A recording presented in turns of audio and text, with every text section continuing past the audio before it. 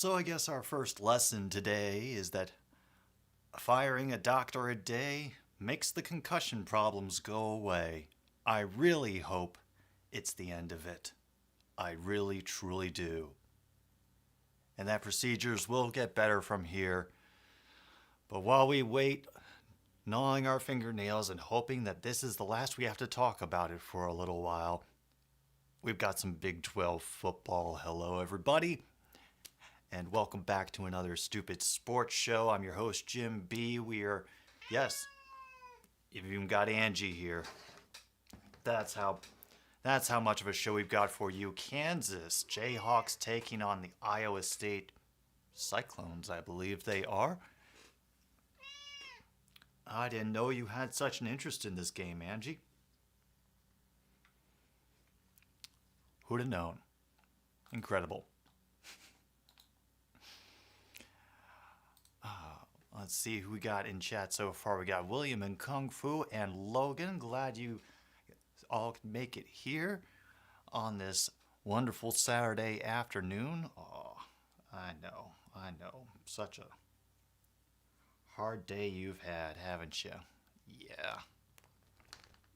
I see what's going on. All right. And Luke, glad to see you as well. I just finished watching Purdue decisively win over Minnesota, shockingly. Oh, Michigan just took care of Iowa 27-14, and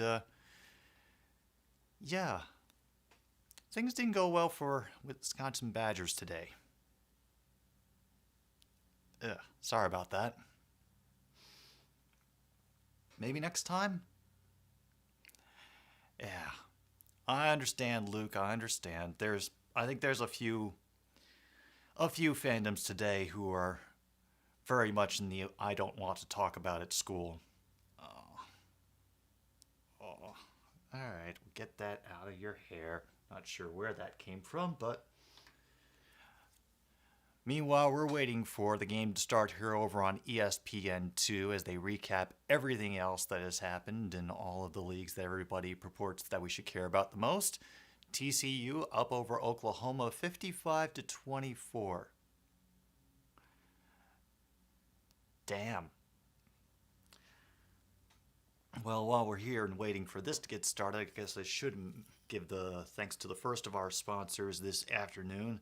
Another Stupid Sports Show would not be possible today if not for Legal Coffee. That is legal, the Mexican instant coffee that is 99.5% guaranteed to not contain methamphetamines.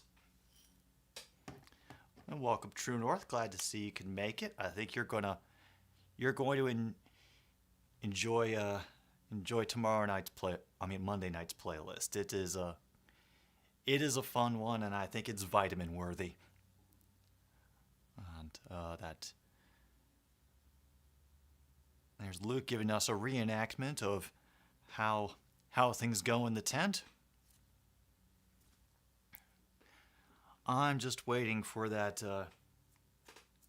unaffiliated doctor to make a statement, because if something has gone wrong, then I have a feeling they're going to want to say something, at least to try to preserve their career.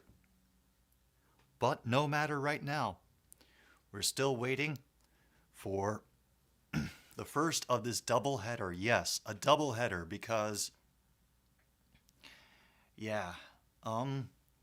we ended up with a poll tie, and I was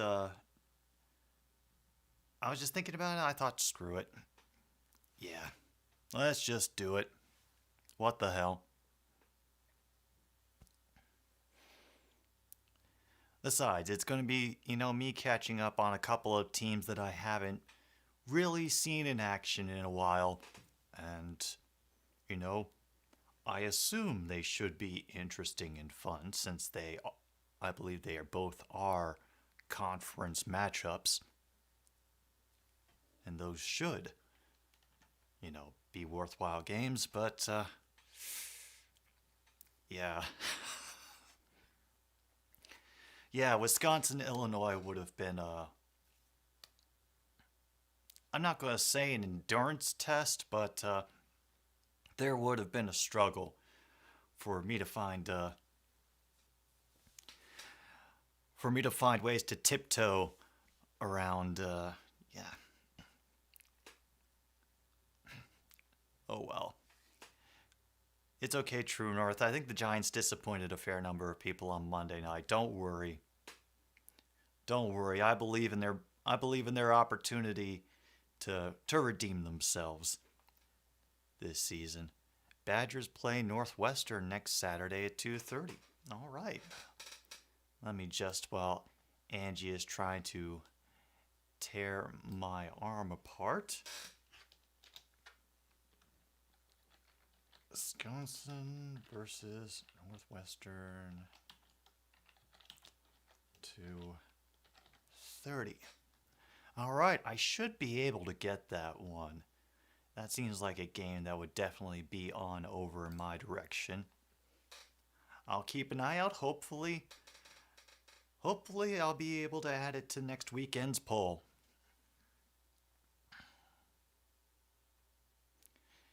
Yeah, it's all right, William. I'm still dreading the possibility that the Lions are going to become stop number 2 on the Geno Smith redemption tour. Just hoping. Now, from what I've heard from the guys talking in the studios, apparently the QB of Kansas is having a great start to the season. So, oh, and they're not ranked either. So yeah, I think they're definitely really wanting to win today. Ah, look at all that blue.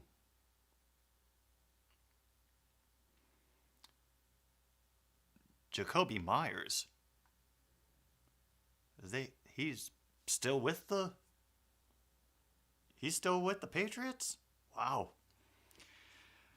Oh yeah, no, it'll be a big weekend for those guys, Williams, Jark, and Hawkinson. And honestly, I think for a couple of the more backup guys as well, Reynolds and all them, I think for the Lions, it's important that they also step up in the absence of, a couple of the big heavy hitters, the favorites in fantasy football. Downgraded from questionable to out. Dang.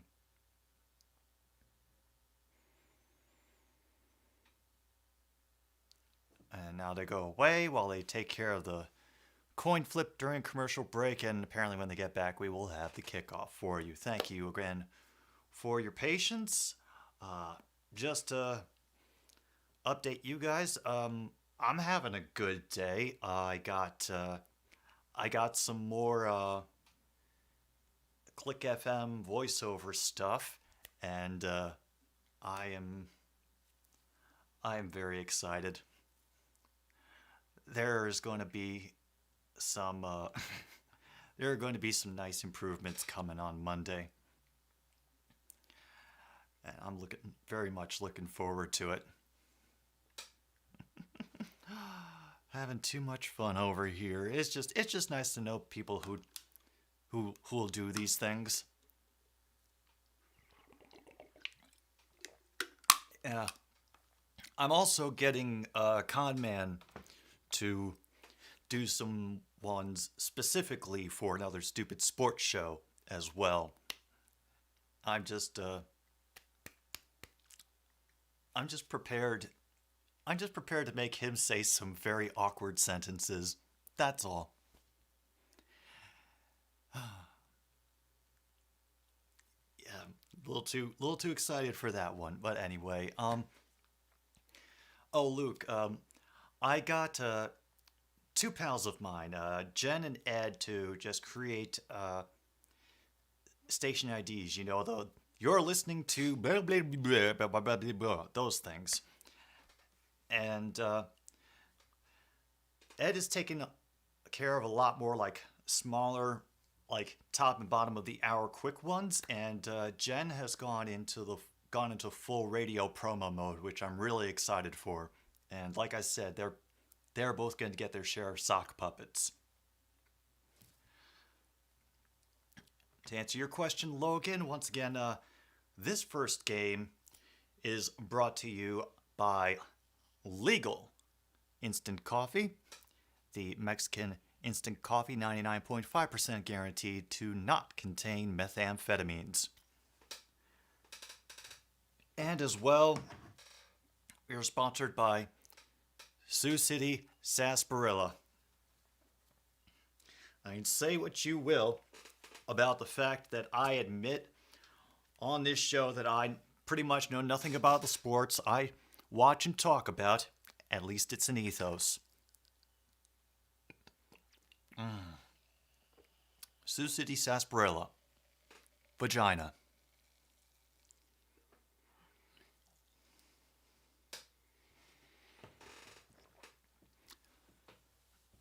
All right, so we've got our kickoff happening now, and it looks like the Cyclones are going to receive first. But they will kick it out of the end zone. That will be a touchback.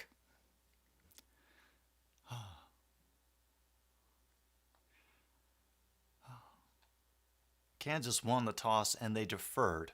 That's what's happening there.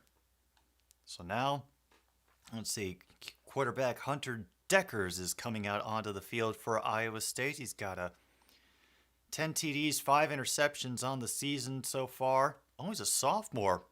Dang. All right.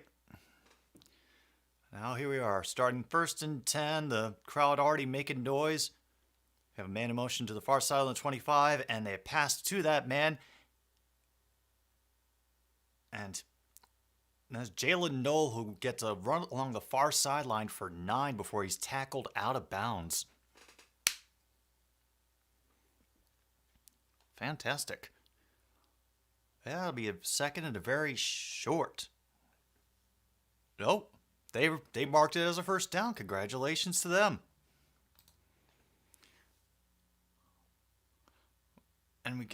And they get it passed up the far side again to Xavier Hutchinson. They're really like abusing the far side of that Kansas defense.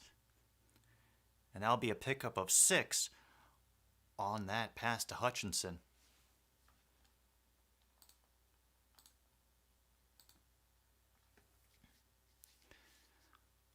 All right, now 2nd down and 4. Got Deckers out of the shotgun. Receiver in motion behind him.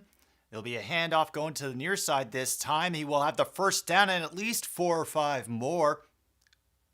A great run there by Brock. That was about an 8-yard run.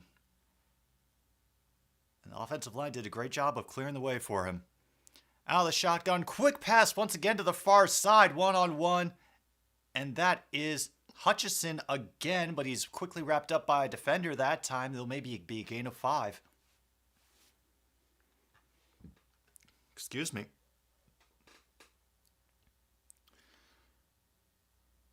Oh, and currently Hutchinson is catching up to Alan Lazard's catch total for careers at ISU. Getting down to about 13 minutes to go. Iowa State is already in Jayhawks territory, but they will be driven back to the 49. Great job by the defensive front for Kansas to stop that run. It will be 3rd down. And once again, everybody who is here, I'd like to thank you for coming to hang out, enjoy the sports, and we catch each other up on what's going on in all the other games, because there's a lot of them today. College football makes it so you never have to be deprived of choice. Once again, Decker's out of the shotgun, looking for Hutchinson, but it gets wrapped up immediately, driven back into their own half of the field, down to about the 41. Number 6 for Kansas, that is Berryhill Jr., will be credited with the sack on that play, going to force a very long 4th and down and probably a punt. Yeah. I was just a great, and that was a great assist by number 30 as well to drive the guy that he was covering into the person who was supposed to pick up Berryhill on that delayed blitz. That was a very nice move by the defensive line there.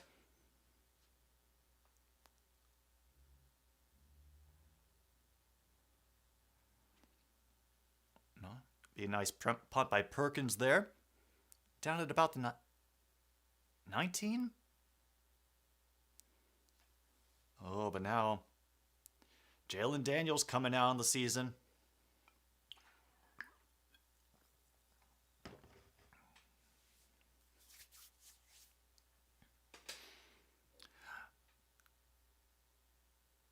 Oh, they're chirping up his accomplishments, especially from the Duke game last week.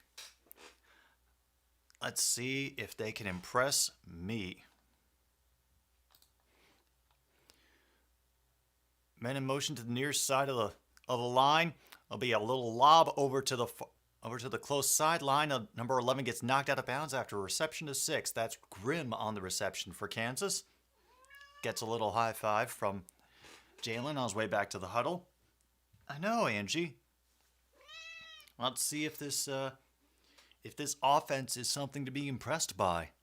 After all the hyping that got done in the pregame show, we're going to have two receivers out to the far side, back behind him, back to tight end to his right. They fake him getting the ball with a run up the middle, and yeah, that'll be number 4, about a half a yard shy of the first down there.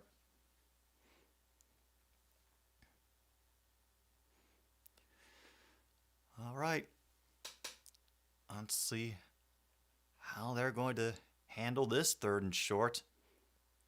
They're 2nd in the nation in 3rd down conversions, apparently. I did not know. As I said, I don't know a lot. They're faking the handoff on there. Easy toss to number 47, who has crossed into the Iowa State half of the field, be driven out of bounds around the Iowa State 38.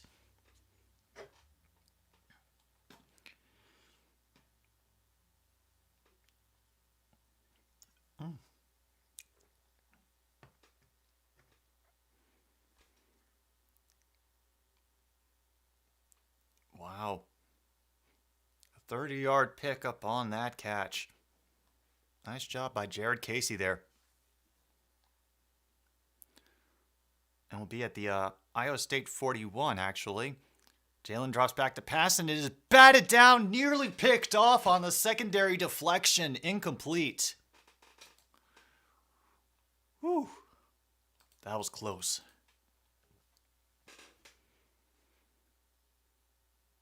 Oh, yeah, number 9, it was knocked it into the air. It was nearly grabbed by number 32. Just went diving for it in that second level.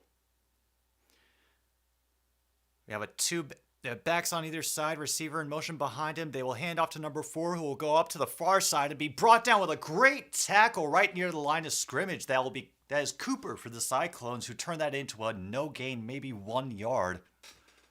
They'll be left with 3rd and 9. Down to 9:30 to go now in the first quarter. They're really taking their time, really thinking about this one. Angie, of course, is making sure that I still remember her existence. Daniels is going to keep it himself and run around the near sidelines. Will be shoved out near the 22.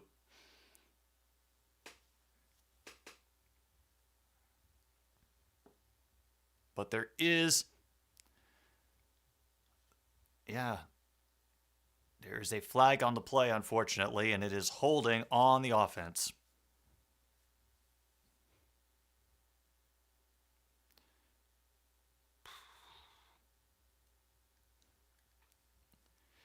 Oh, and that was Casey that got called on to holding there.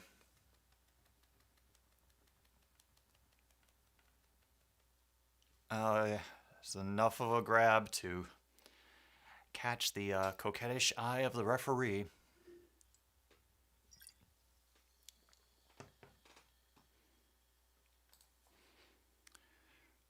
Third and 17, and that attempted screen run goes nowhere. They got all the way driven back to their own 48, and, well, that's going to be another punting situation, it looks like.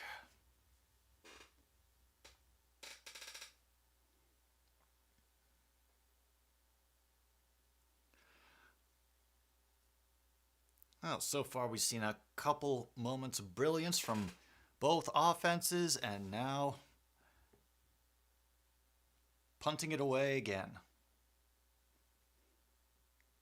This one drops real quickly and will be fair caught at the 16. So we're going to have a little bit of a break here as they attempt to sell me more things, and we take a pause and figure out what the hell else is going on in the sports world. Yes, probably would be a good idea. NCAA football scores.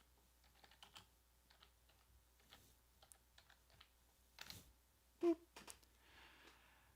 And the Red Sox sound like they're playing traditional Red Sox baseball. How nice to throw in something for the old-time fans. I didn't even think that the Red Sox were in playoff contention. I mean, I do know that the Mariners clinched their wild card spot yesterday. That home run got posted over and over again on Twitter. But I thought that the Red Sox were just like hanging around in the basement with Baltimore this season. All right, as of right now, Northwestern and Penn State are still locked at nothing. Rutgers has taken a 7-0 lead over Ohio State. Alabama and Arkansas are still deadlocked at 0. Wake Forest has gotten a 7-0 deficit against Florida State. Baylor has a field goal over Oklahoma State, 3-0, 8:24 in that game. And also, Utah is leading Oregon State 21-13 at halftime.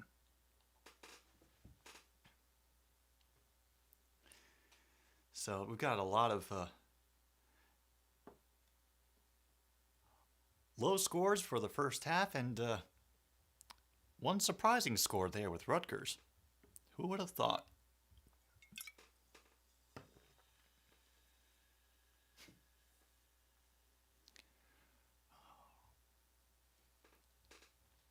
Let me see something about the current baseball standings.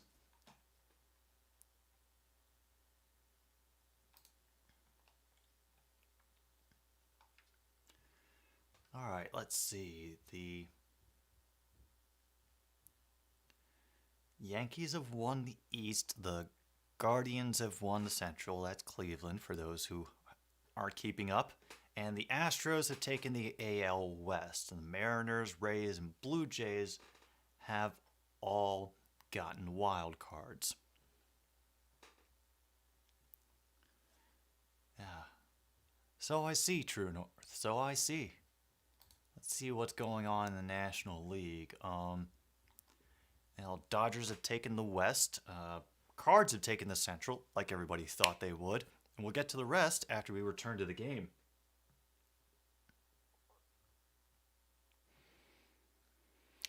Decker's back out for the Cyclone. Delon Silas in the backfield.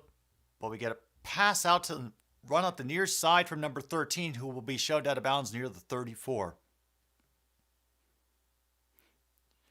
Has Noel on the catch there. And we also have the Mets and the Braves are for sure in the postseason, but who will get the NL East and who will be a wild card team, we are yet to see. And we're still waiting to see who will get the 3 wild cards in the NL. Decker's lots of time in the pocket, and that is out of the out of the reach of Hutchinson, a little high and way outside.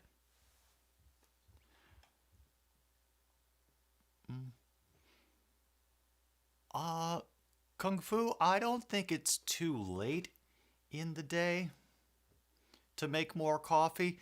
I would just not make a lot of coffee. Yeah. You and me both, Luke. You and me both. If I do end up broadcasting any baseball games for the playoffs, it better be like a really exciting game, it better be like the Mets about to make the World Series or something. That, simply for the chaos, I would have to check that out. Oh, now the Cyclones are at 3rd and 1 at their own 43. Oh, it's maybe a half yard.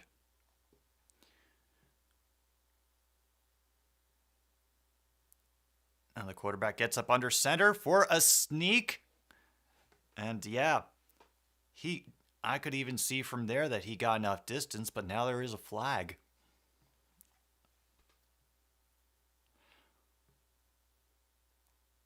Cyclones are saying that the Kansas jumped off sides, but we will wait for the referees to argue about condiments and maybe decide the flag. Oh, offsides on the defense. They take the 5-yard penalty and the first down.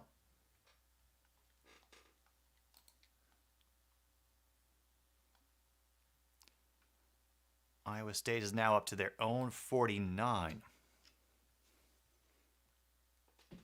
And Angie has had her fill of whatever is going on here. Two receivers out to the far side for the Cyclones. Decker's back out of shotgun right before the pressure arrives. Oh, nice job by number 5 for Kansas, batting it out of the way from the hands of Hutchison. That was just good secondary work right there. You won't be getting up early, True North. Not even for the Vikings? Not even for Andy Dalton? You're not going to get up early on Sunday morning for Andy Dalton. Filthy casual. Quick pass to the near sideline, number 14. Stanley will get about 5 on that reception. It'll be 3rd and 5, 3rd and 6, wherever they say it will be.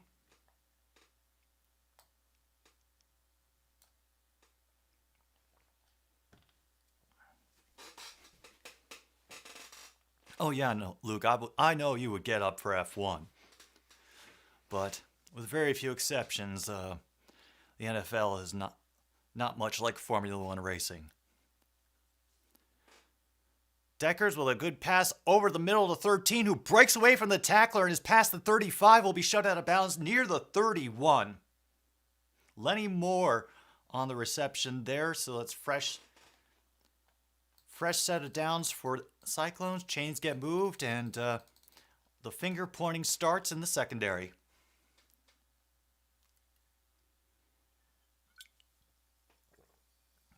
Down to 5:21 to go.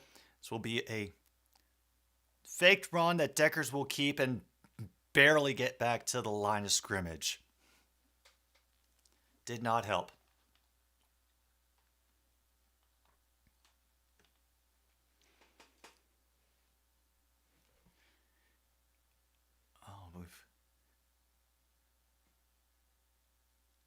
I'm really hoping that Iowa can get more of their running game going. So far, they've just been relying on passes and checkdowns, from what I could see. Then again, I kind of don't remember what I was talking about 5 minutes ago, and there's a muffled snap, and they have to fall on it at a loss of like 10 or 11. Oh.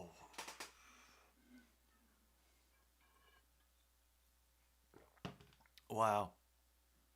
The defense didn't even have the call. They I think they snapped it early because the offensive lineman saw the defensive shift, thought that and just hiked the ball. Damn. I didn't hear about good things for Navy, Bacon Man. I'm sorry.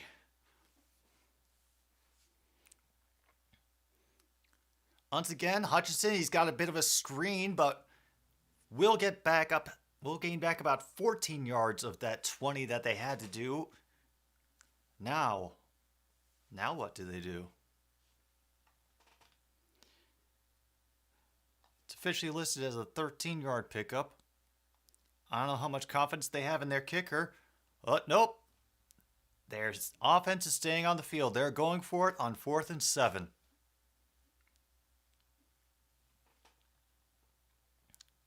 And now the voices rise once again in the Jayhawks arena.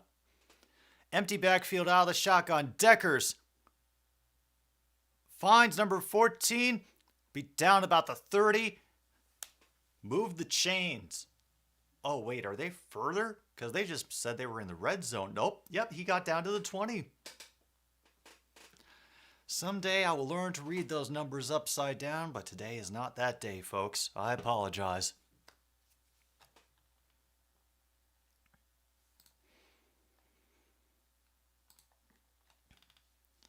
Got exactly what they needed. That's Dimitri Stanley, who got that first down for the Cyclones. And hello again, Angie. Sanders out of the backfield gets a good start and will maybe get 4 down to the 16. 2nd and 6 now for the Cyclones. At the very least, they should get 3 points, barring any more screwed up snap counts.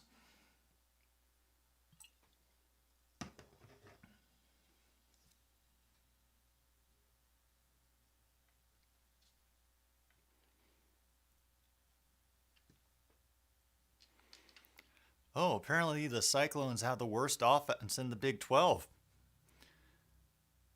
Deckard has too much time and then gets sacked back to the 30.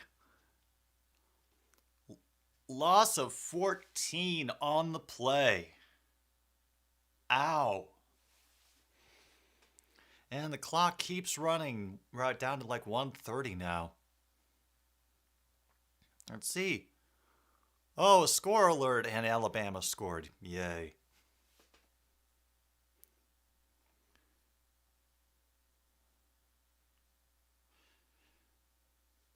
Yeah. 3rd and 18 now. Fake the handoff. There's a lot of quick pressure for Deckers, and it will get hauled in. A nice job by Shaw Jr. to haul in that catch with a defender all over him, but they are definitely going to be short. And it looks like they will bring in the field goal unit. Only got 7 yards on that one.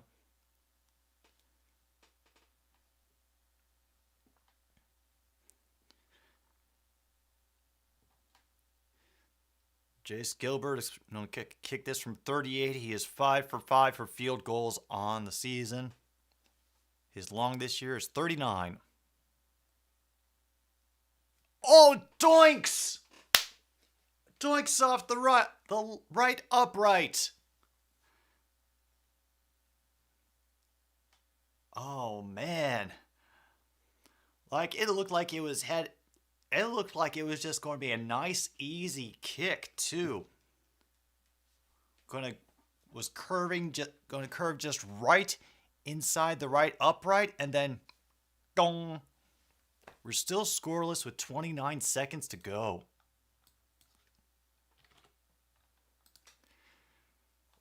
Wow.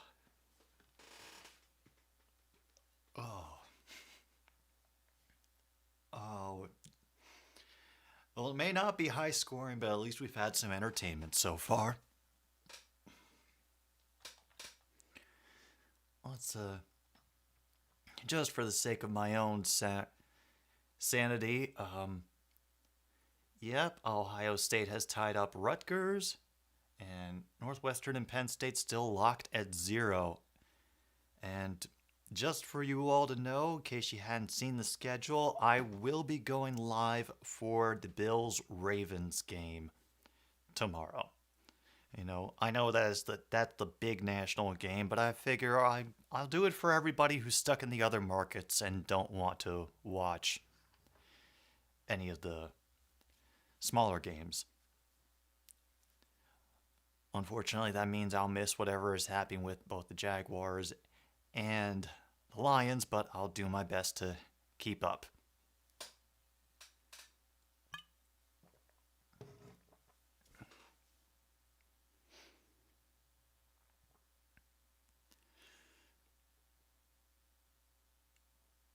Well, I think it could be interesting in a couple of ways, True North. I think this is going to be a weekend where the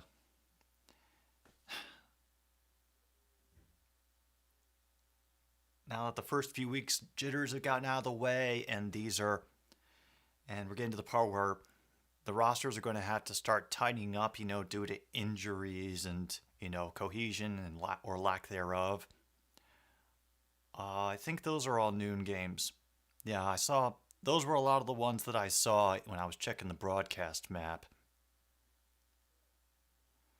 All I knew is that I didn't want to watch whatever was being shown on Fox at the time, if there was something being shown on Fox.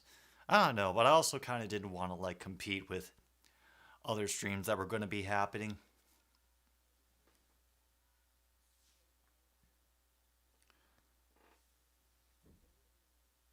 Oh boy. And now Brock for the Cyclones is apparently limping on the sidelines, so let us hope it is not serious.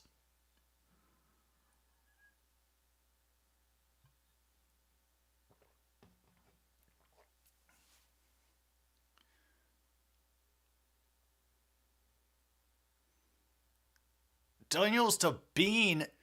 That was... Both QBs are in. Daniels handed it off to Bean, who then threw it, and they got a completion of 9.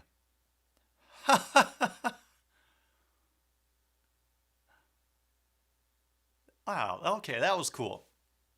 That was cool.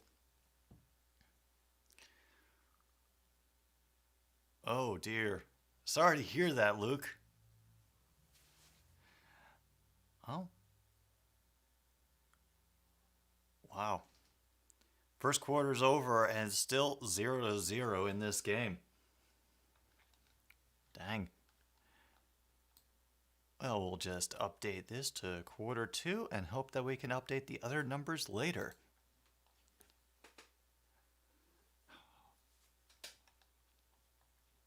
Yeah, Green Bay Patriots. That's the late afternoon game, isn't it? At least that's what I thought it was. Also, the howling from the background right now is getting closer to the time of service and worship that the cats have come to expect.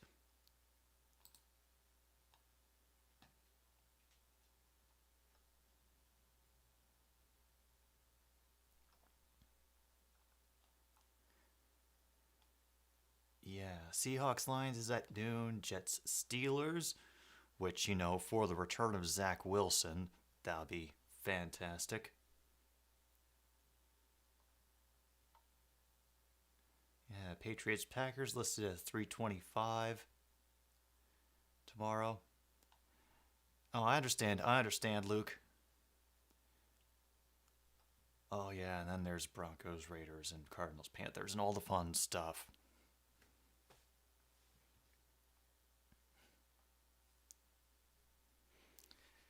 Don't worry about it, man. It's okay. We're all just barely keeping up here.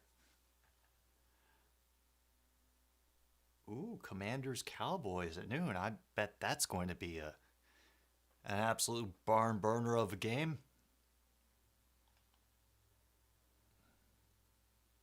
I do apologize to any Bears fans out there. I'm starting Daniel Jones this week.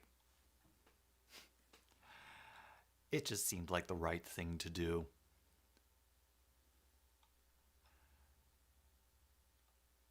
Oh boy. No, honestly, the one game that I really wish that I could get watch live is Jaguars Eagles. Just because one, the Eagles getting their shit together has been such a fun surprise.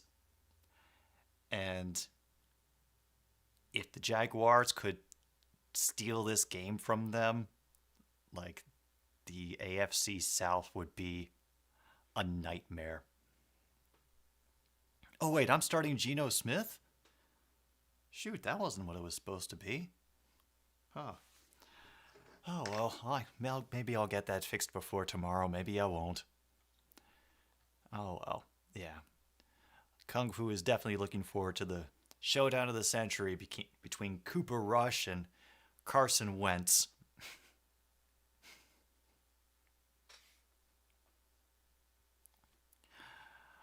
Oh. As long as you get to see the important game for you, True North, which I'm assuming is the Packers-Patriots game, so that you can watch the first stop of the Brian Hoyer redemption tour.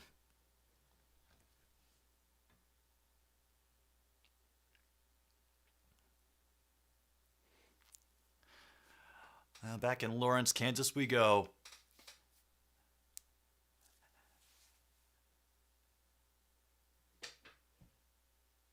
And yeah, this Iowa State defense trying to hold strong against four people in a line back there. And a great job by Highshaw, that number 20 broke some tackles and finally gets...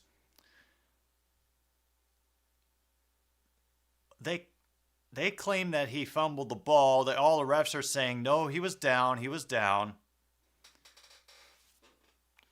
So now here comes the discussion.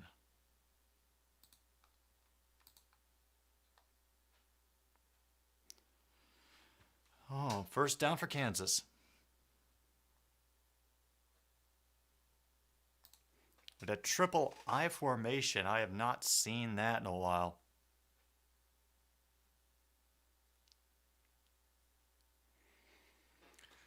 And with that, they are going to stop and take another look.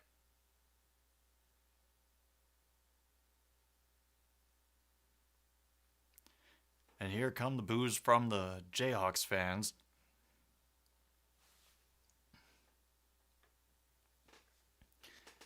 Yeah, I gotta admit, True North, tomorrow, Raiders Broncos, that does sound like a good redemption game for Las Vegas. You know, Devontae Adams could have a good day there.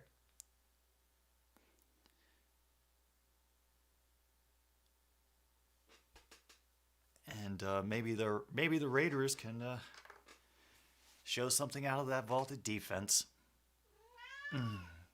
Oh, there's absolutely no coke in it. No coke in it at all, Luke.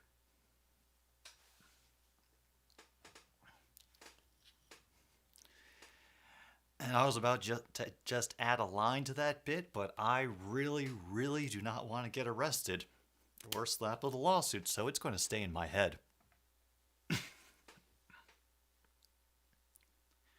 If Daniel Jones could play behind a real O-line, he might actually look good.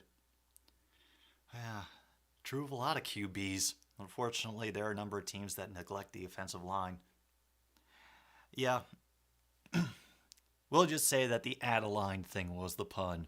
Sure, let that carry you to sleep at night. Meanwhile, they're running through all the Carl's Jr.'s ads that they can think of as we wait for them to make a decision, and Angie comes up to once again remind us of her glory. Yes, I am referring to you sarcastically on the internet. I'm not sure what you're going to do about it.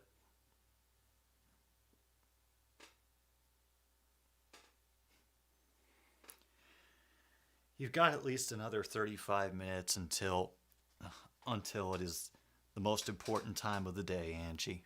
Hopefully you can wait it out.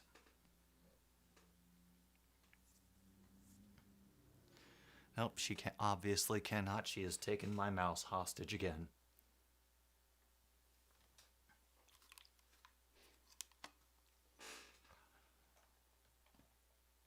do another quick update on and once again we're returning to normality. Alabama is now up by 2 scores over Arkansas. Ohio State is up 13-7 over Rutgers. And Penn State is officially on the board 7-0 over Northwestern.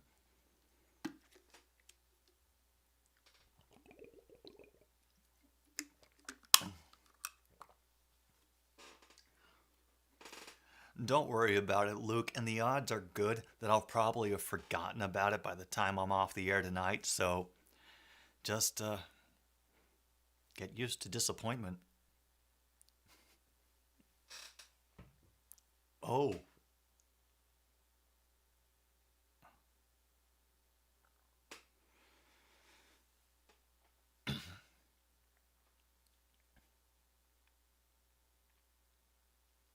Well, it did not get overturned. 1st and 10 for Kansas at their own 43. Daniels is back, has plenty of time.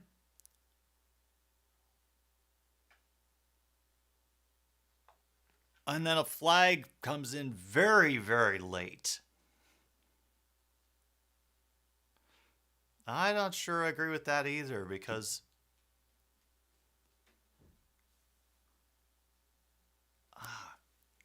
that looked like he was just playing good defense, going up with his hands when the other player's hands went up. Oh. Okay.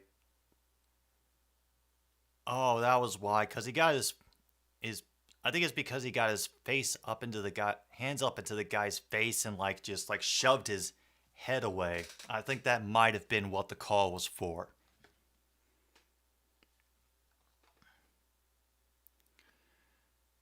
This is going to be 1st and 10 now for the Jayhawks. They are now officially in Cyclones territory for the first time this quarter. From the 42, receiver in motion to the far side. They'll fake the handoff. And receiver screen, that kind of worked. Scott will get about 6 or 5 on that reception. Yeah. Listen to Logan, Luke. He knows more about Badgers football. I mean, look who you're asking this of.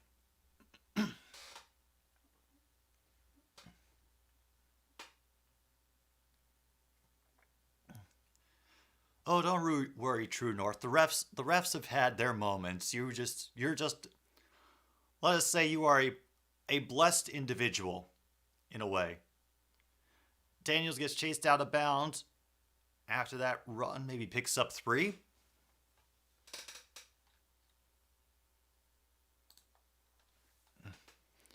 Daniels able to use his feet to get out of a collapsing pocket as well. Very nice job.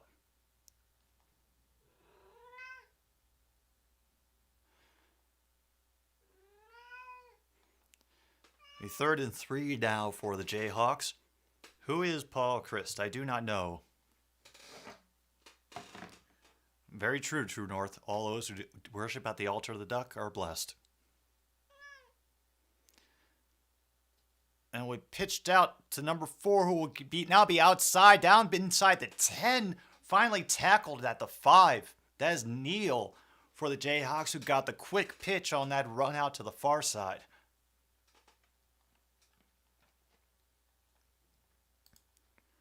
See, the offense just needs to find its groove again, and the defense will go back to dominating, like Logan says. I'm sure that's absolutely true, and he would have no reason to lie unless he was really, really funny. Okay, the mud wrestling story. This, out of the whole comedy wrestling show that we did, the mud wrestling was kind of like the best thing that we ever put together. They got back to the line of scrimmage to be 2nd and goal, by the way. And we talked to the women who were involved, and they were totally down for it. They were going to be wearing, bathing suits that would stay on. And, we try to make it as non-sexualized as possible. And essentially we set it up with this big ceremony of music from the film 300 playing as all of the people that were involved in the show brought in a kiddie pool and then like 4 huge buckets of chocolate pudding which they dumped into this kiddie pool. Touchdown Kansas, by the way. Hishaw Jr. And now they're waving their hands in the air like the Thomas Crown Affair. Yeah, so the opposite of WWE at the time. And we were just screwing around, having fun with it, and also the fact that we were operating on a very low budget and doing it in a comedy theater at the Second City complex. There was only so much that we could get away with. So we had them chase each other into the ring. True North, you just make a lot of it. You buy a lot of it and you make a lot of it, and then you end up pouring it down a sewer after the show is done because they won't let you into the bathrooms to pour it into the drain. And as this sort of half-assed, clumsy, slippery, like grappling is going on to these two women, they have barely anything planned, but every once in a while, like chocolate pudding is just flinging out into the audience and people are getting covered in it. All the wrestlers are just filing slowly out and standing, watching with just a look on their face of, this is an intellectual exercise and we are simply taking it in for future reference. I'm pretty sure it was basic chocolate. Unlike the other times when we've used food as props, the director actively discouraged me from eating it while the show was going on because he didn't want to give the audience any ideas. He had seen me, take advantage of those situations before and didn't want anything that would make the show weird. Oh, they're reviewing it right now. It stands. Touchdown. They were trying to figure out if he was down before the ball crossed the plane, but he wasn't. And as soon as that very, very poorly planned, not choreographed match was done, all of the men standing around the ring gave very polite applause and a golf clap, and the crowd cheered their asses off. It was fun. Exactly. Wait until the show is over, but I didn't have time when the show was over because we had to clean up all the fucking pudding that had sprayed everywhere. It's true and through from the kicker on the extra point, so it is currently 7-0 Kansas over Ohio State in the second quarter. Wow. Currently at 11:30 to go in the first half. No, Luke, that wasn't the twat that concussed me. It was the other producer. He was the good guy. He was actually paying me for my work. He's one of the first people to pay me for doing video work. And whenever I was there for rehearsals, editing video, shooting video, he would bring me food. He was very willing to say when something wasn't going the way he wanted it, but was also willing to let me be creative. It was awesome. Logan informs us that the Brewers will be tied with the Phillies again after the first game of the Phillies Nationals. Phillies are losing 10-4. Ooh. And Jayhawk football is back.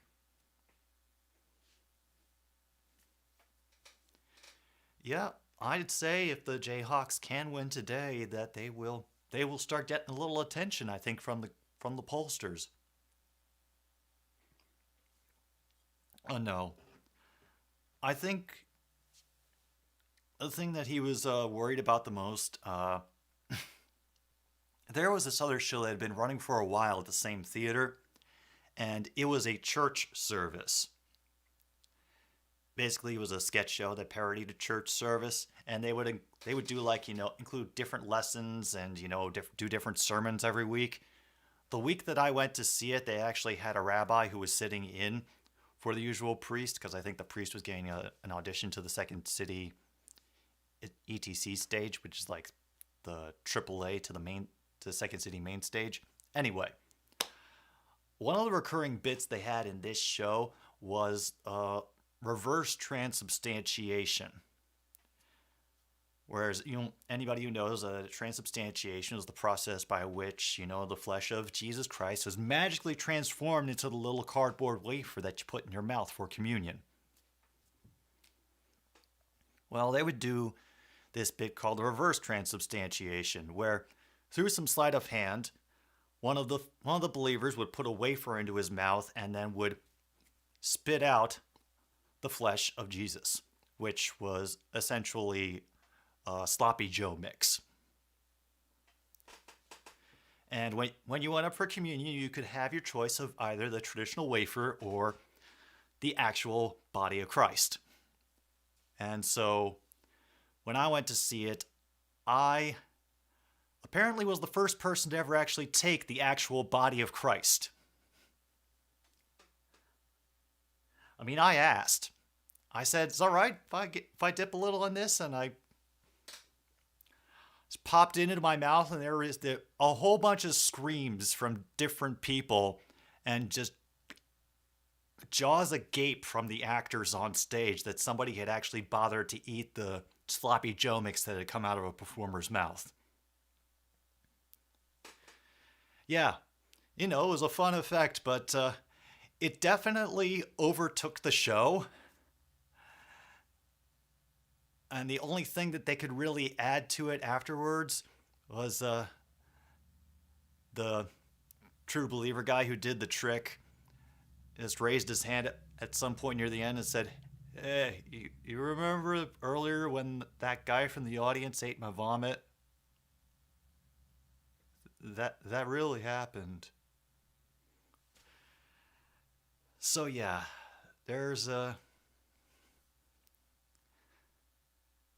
sometimes there's a proper time and place to eat the actual body of Christ. I guess that's the lesson that we've learned for today.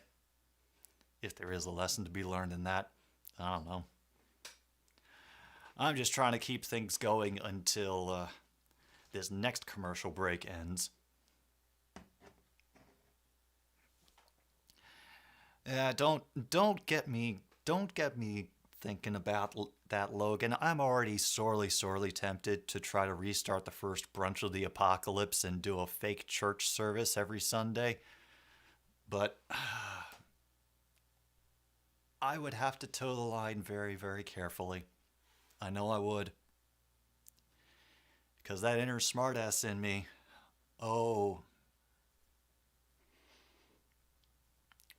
he likes to see how far he can go.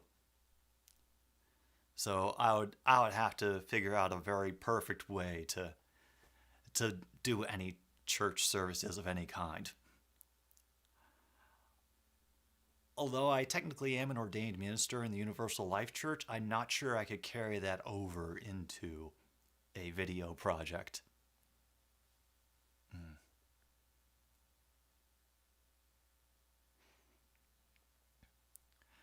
Oh, we're going to have some off-season projects, Kung Fu.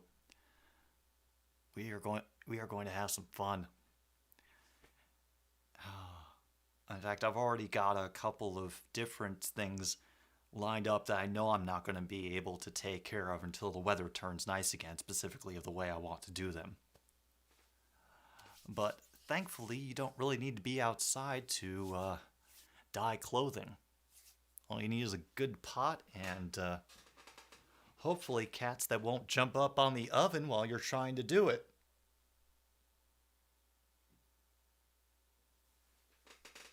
Anyway.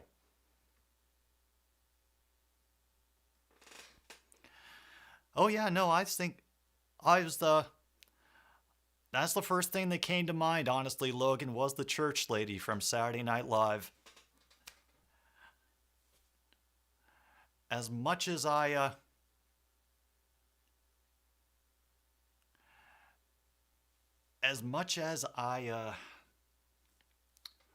would really enjoy doing something like that, I'd have to make sure that I was approaching it from a way that not only would be funny, but I also wouldn't get sick of it. Doing it for a good enough reason, and damn, that pass was just way behind number 22 there. Gonna be 3rd and 9 now for the Cyclones.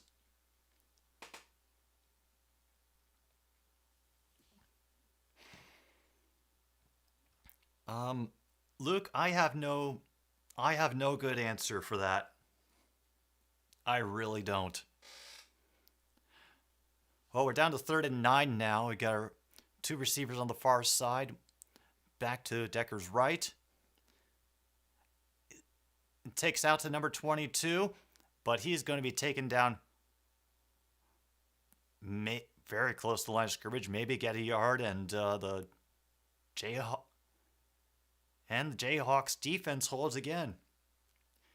And I guess that's the story of this game, that the toughest defense and the most surprising offense are grinding against each other. Was that incredible force, immovable object? That sort of thing. Yeah, and I miss Chris Farley too, Logan.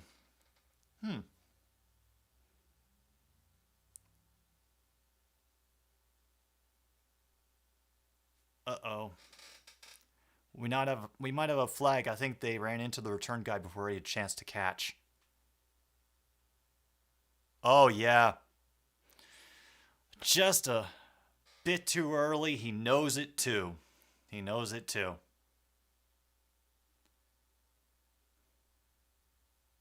Yeah. Oh, Luke. Luke, if that ever happens, then I'll know things have gone horribly, horribly astray in the best possible way. Yeah, it's definitely kick-catch interference, but at least the defender knew and acknowledged that he screwed up, which I think he felt as soon as the ball hit him in the head. Actually, Logan, you just reminded me of a song that I should add to this Monday's playlist. That's going to be a run by Neil. We'll maybe get a yard or so on that. No. Let me get that. Can't play that on the air.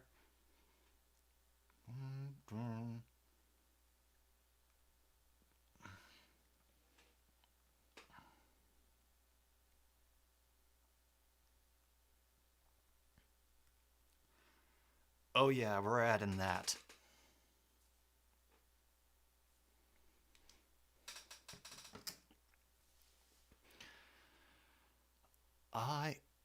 I know Flip Wilson Kung Fu. I actually have one of his albums, Cowboys and Colored People, that I picked up in one of my many dollar store scavengings. I'm not familiar with the Church of What's Happening Now. Let's get that. A 3rd and 8 now for Kansas. They are just on the 50-yard line. Back out to the QB's left, dropping back in the pocket just as the pressure gets there, releases, and that receiver just fell over looking for a flag.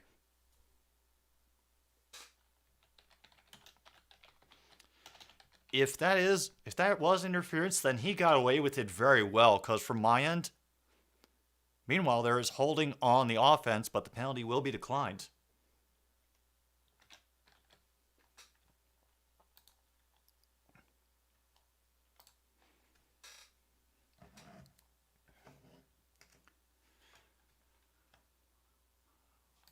I should probably write down that it's Flip Wilson, just so that I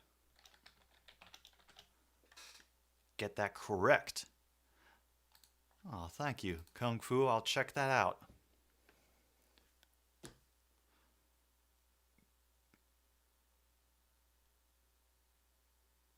Easy kick, and it rolls to the sideline along, and it will be the Cyclones at their own 7. Great punt there by number 24 for the Jayhawks.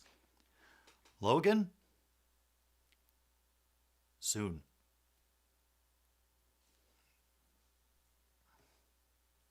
Oh yeah, this definitely calls for another Sioux City sarsaparilla. But I'm gonna wait because I don't want to go through them all before tomorrow. Uh-oh. Oh, that's a different call. Monty?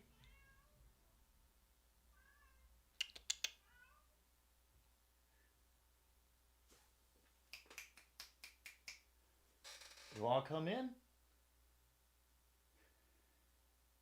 Usually Angie is on guard in a chair right there so that she can keep an eye on me and make sure that I don't disappear to anywhere weird.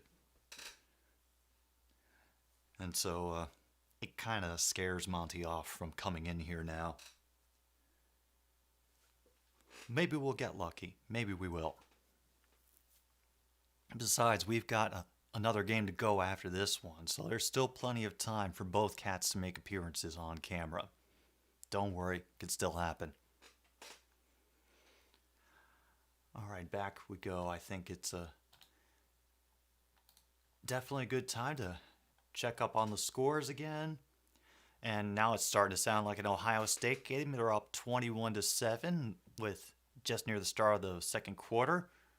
Wake Forest has taken the lead on Florida State 14-7. Oklahoma State is now leading Baylor 9-3, and Utah is more than doubling Oregon State's current point total, 35-16, with just a couple seconds left in the third for that game. No, Monty's still not gloating over last week. He's, as far as I can tell, feeling pretty thankful for the win. And Angie and I are just not talking about the Chargers. It's safer that way. Let's see, got that.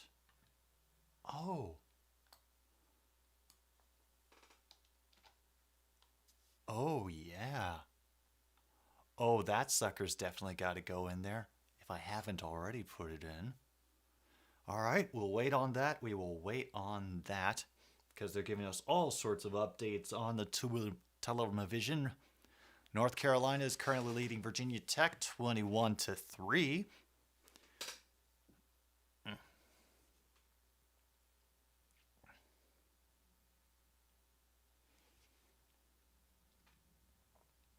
And here comes the Cyclones offense again. And damn, that play gets destroyed, and the Cyclones will be back at their own 1 after that great tackle by Lee. Oh boy.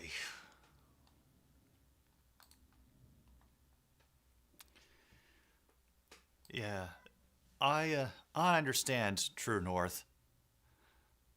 I understand. Luke, I'm just not going to mention that game to her. I'm going to pretend it didn't happen. Now it's 2nd and 15. This is prime safety territory for the Jayhawks. But Silas manages to run it back out to the 5.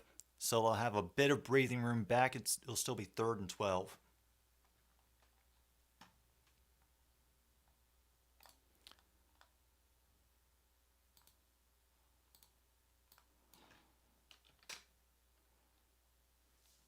Oh. Oh, yeah.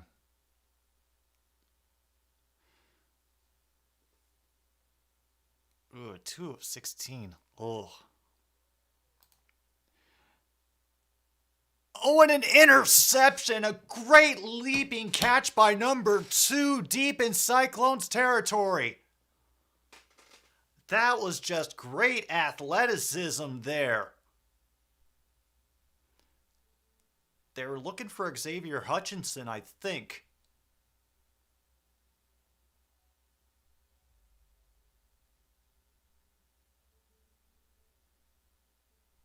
That is just Brian making a great play.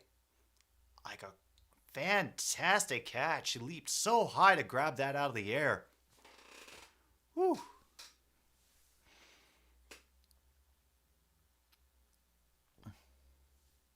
Woof.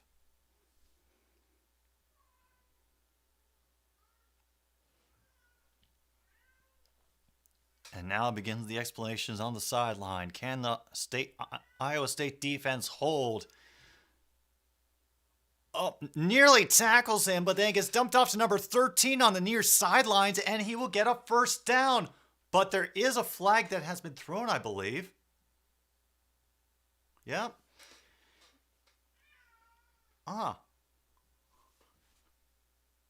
What are we looking at here?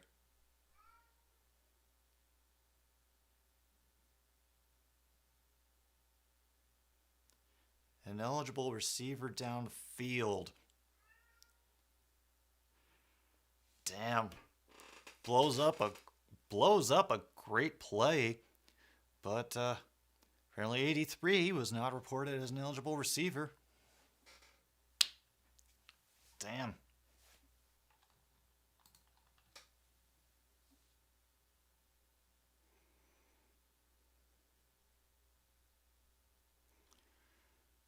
Oh, jeez.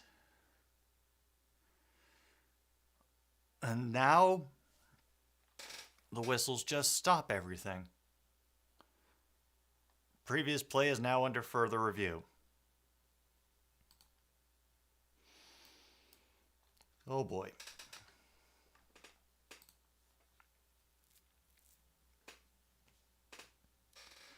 Honestly, I'm pretty sure the refs are just watching SpongeBob clips in there. Especially that one with the Tiny Tim song from the first episode. I think that's all they're watching right now.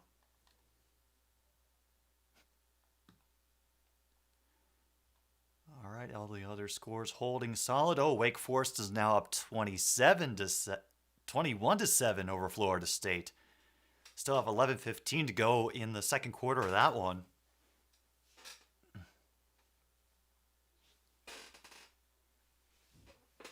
Oh, there's...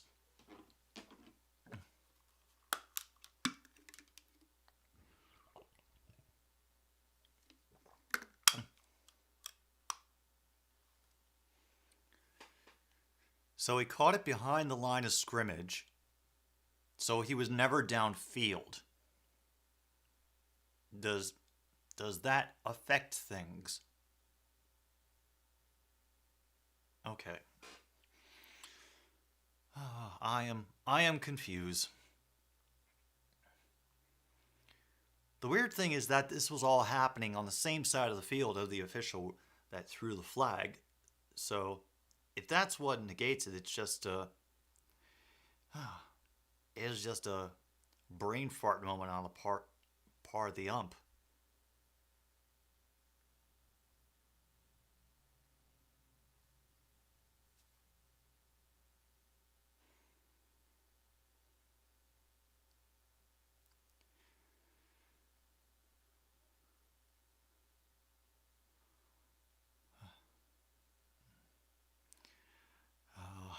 I bet that joke gets him every time in Oklahoma, Luke.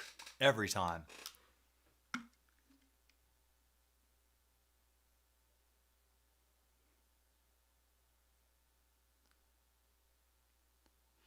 First down on the 9-yard line because it was caught behind the line of scrimmage. First and goal for the Jayhawks.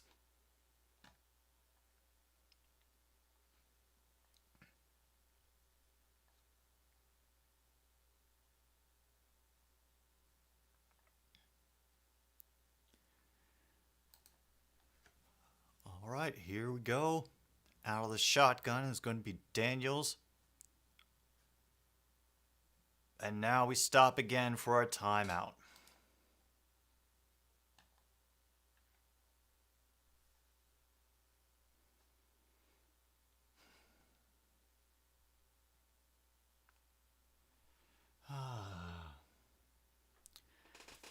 And we'll take a moment to breathe and think about things as the Iowa State coach takes a moment to yell at the refs and they try to convince me to watch Monday Night Football, which of course is going to be the Rams and the 49ers. I'm assuming Tom Grossi is going to be streaming that, and I'll probably even be in there to mod for. No, I won't be, because that's going to be another stupid streaming show.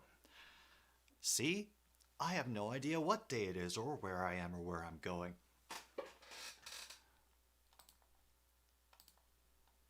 While I'm here, while I think about it, before I lose it out of my mind.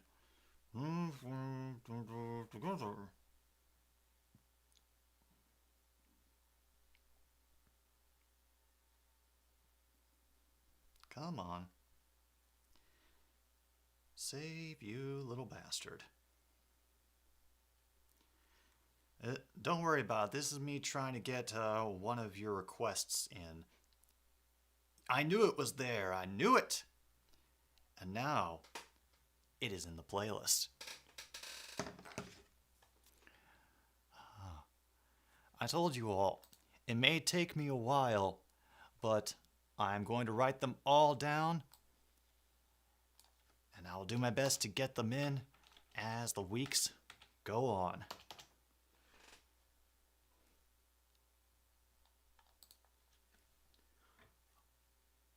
Alright, now what do you guys have to say?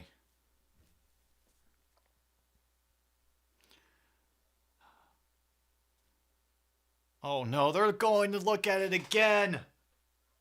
Oh no! Please no!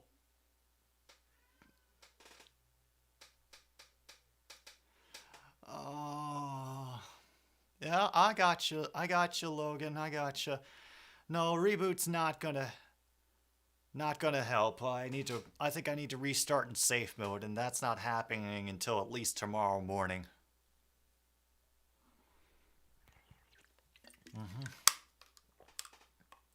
Oh yeah.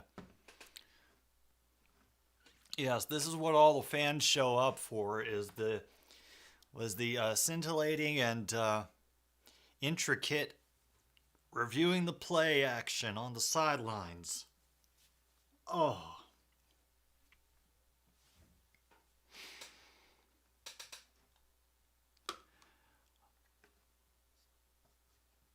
Let me just take a look at this. Bad mother. Okay, after further review, first down, please let us go.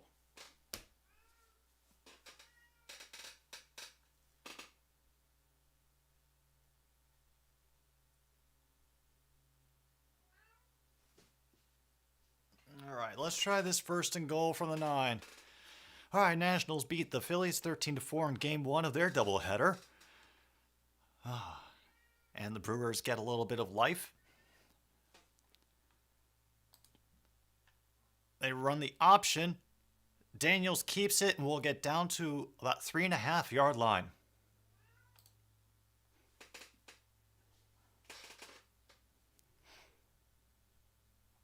Oh, Luke, you got your request in?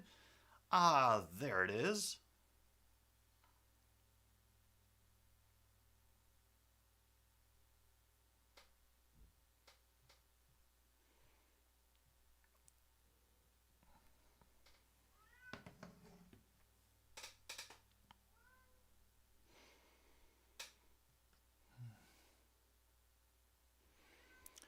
Neal will get stood up at the 3 yard line that time.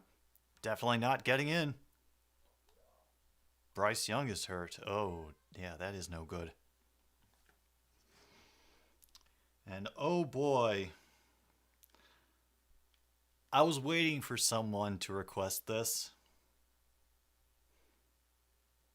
I knew it was going to happen one day. I knew it. It'll go in. It'll go in. Don't worry. Just when I think I'm out, they drag me back in again. Meanwhile, Daniel just ran in for a touchdown for Kansas, so 2-yard rushing touchdown, fifth of the season for Jalen Daniels. That puts up Kansas 13-0 with 5:25 now to go in this first half. Iowa better do something. No, just it's a go song. It's a go song. Just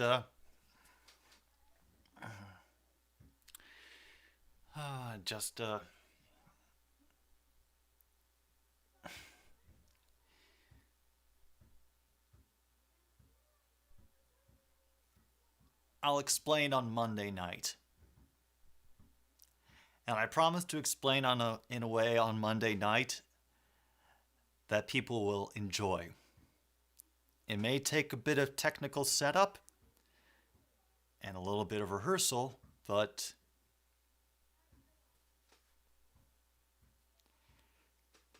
it will happen.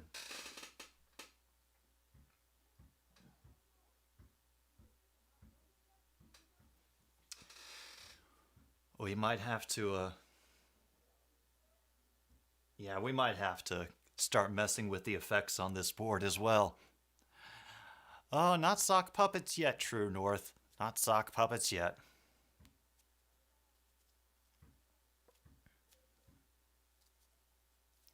But, yeah.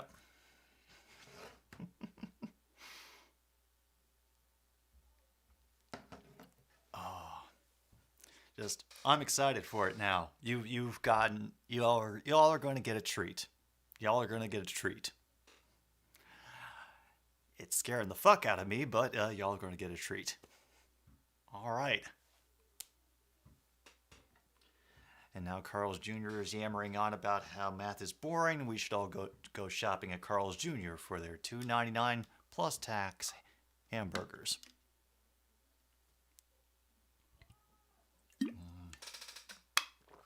Oh yes, the creatures are stirring back there. It's getting close to the most dangerous time of the day, when even fierce enemies will put their differences aside in order to annoy the person with thumbs.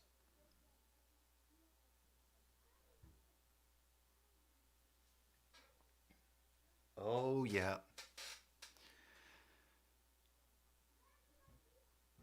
Like I said, Kung Fu, I think this show will be vitamin worthy, and there are a couple of songs on there that I definitely did not expect to be playing this week, but I was thoroughly enjoying myself as I was previewing everything today. It's not all organized, and it's not all not everything is in its right place yet, but I'm excited for this one. Plus,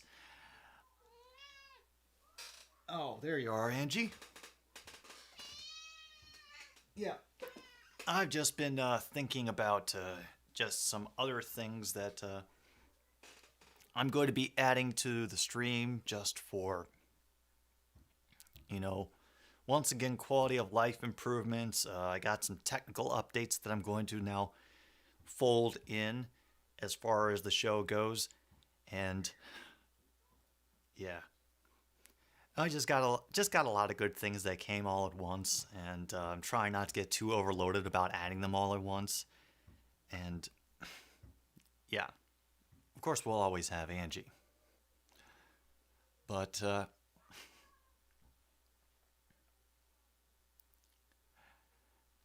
yeah, I am excited for some of the future things we put together, even finding ways to play the YouTube game without playing the YouTube game.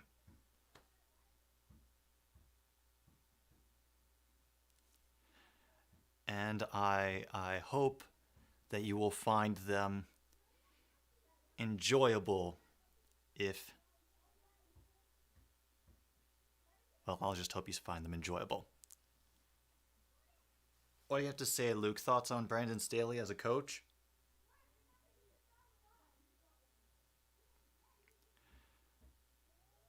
Okay, no comment. Meanwhile, the game's back. And now they're 1st and 10 for the Cyclones, and there's already a flag for a delay of game.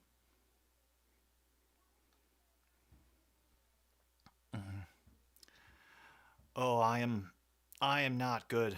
I am not good with games like that, True North. I am thinking of games. There's one that I have to make sure that I actually can run on this computer. If not, there's going to be some alterations for broadcasting it. 1st and 15 now. And that run from Sanders, tried up the middle, got one. Getting down to 5:12 to go now in this first half. Yeah. We tried to warn them. Even the Broncos fans tried to warn them. Yes. And Skyrim. Well, I'm still waiting on that Bob Barker mod. Xavier Hutchinson gets another catch. Gets about 8 yards, maybe? Oh, that was only 5 yards. Damn.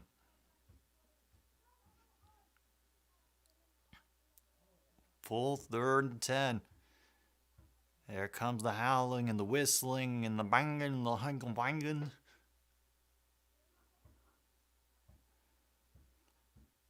Decker's in the shotgun, back to his right. Extra pressure coming from behind. He steps away from it. And flag comes out after a lot of contact on that defending of the pass against Hutchinson. I believe that was Brian who caught the interception earlier, who's going to get called for interference.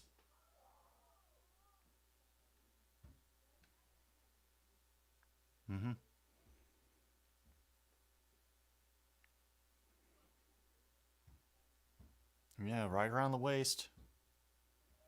And then tackles him. Yeah. Yeah. Yeah, I think that surprised a lot of people. I know it definitely upset the locker room, and I think that may... Oh, he's got great pass by Deckers to Stanley, and they're inside the Kansas 10, down to about the 5. Holy crap, fantastic. Some life from the Cyclones offense. Now under 4 minutes to go, and they're firmly in field goal range, red zone. That run around the far side of the line will pick up about 1. And they are content to let the time wind down.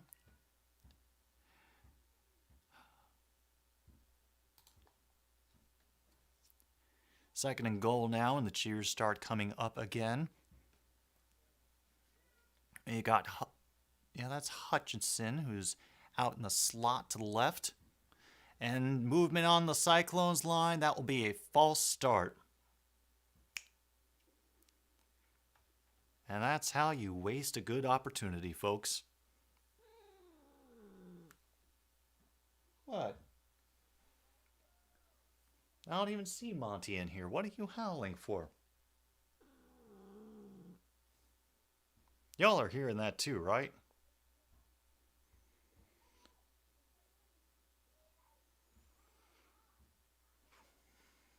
Yeah, those are some... Okay. You want to get down?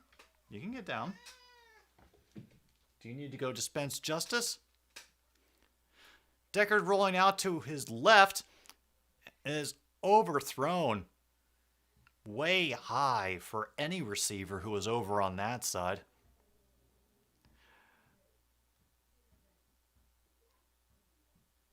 It is 3rd and goal now.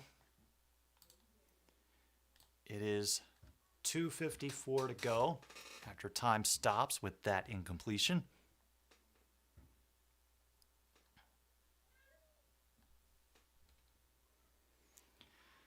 Trying to see if there was something that she was immediately getting pissed off about. And I think she just had enough time in the lap of luxury over here. There's Hutchinson down the far side, down the near side. And a mid pass right over the middle. Touchdown for Dean, number 87 for Iowa State as the Cyclones get on the board. And suddenly, the game is reasonable again. And this could be more of a grinding out than we expected.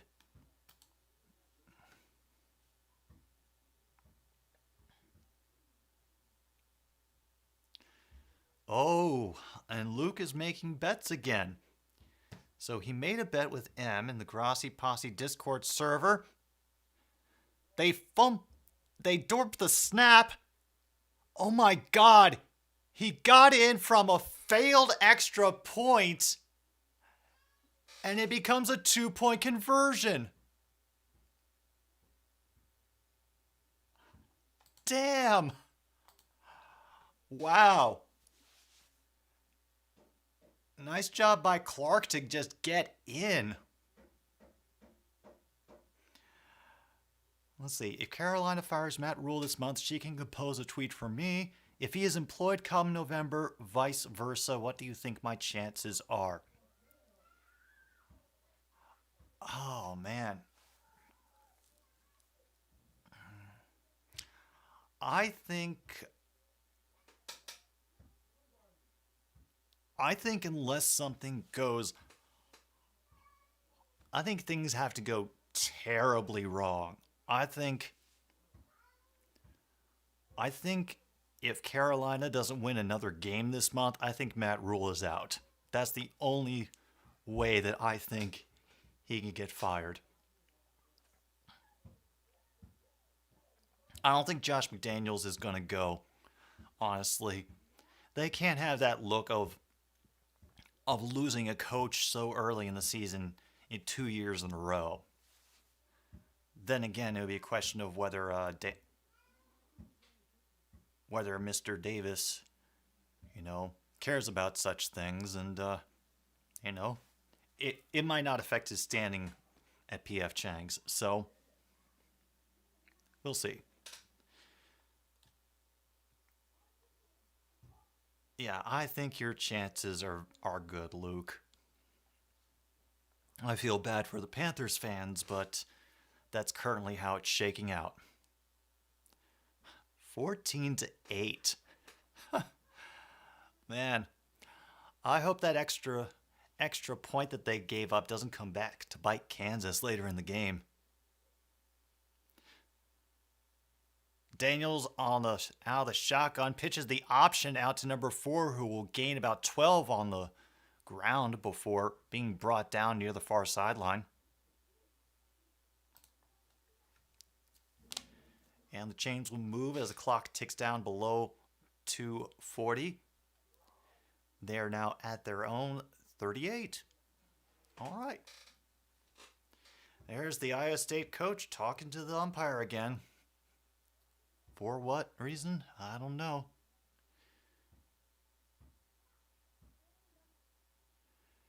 Faking the handoff. Pocket starts to collapse. And a great pass. They knew just where he wanted him.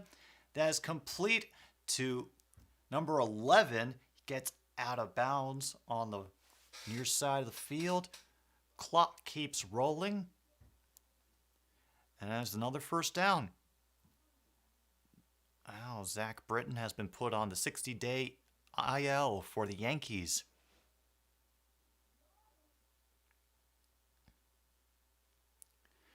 And now they are in Cyclones territory at Iowa State 37. This will be a run up the middle.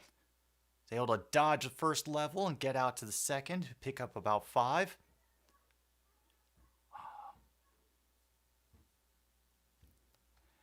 And looks like they're trying to earn that back with at least a field goal to make this a 9-point game.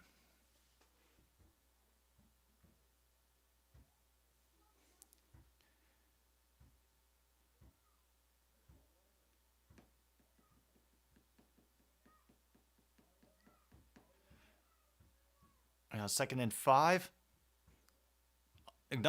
They're doing a great job creating pockets, and that ball was just overthrown for number 11. He did have separation, but it was just out of the reach of Grimm right there.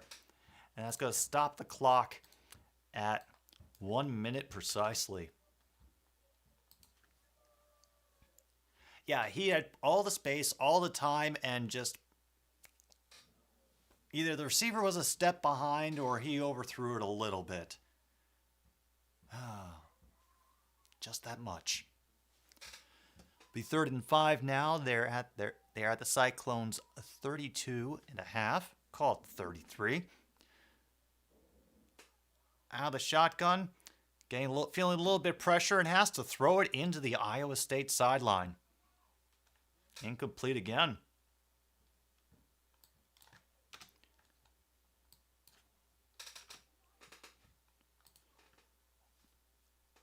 And the defense holds up, and I think that they are going to go for field goal time.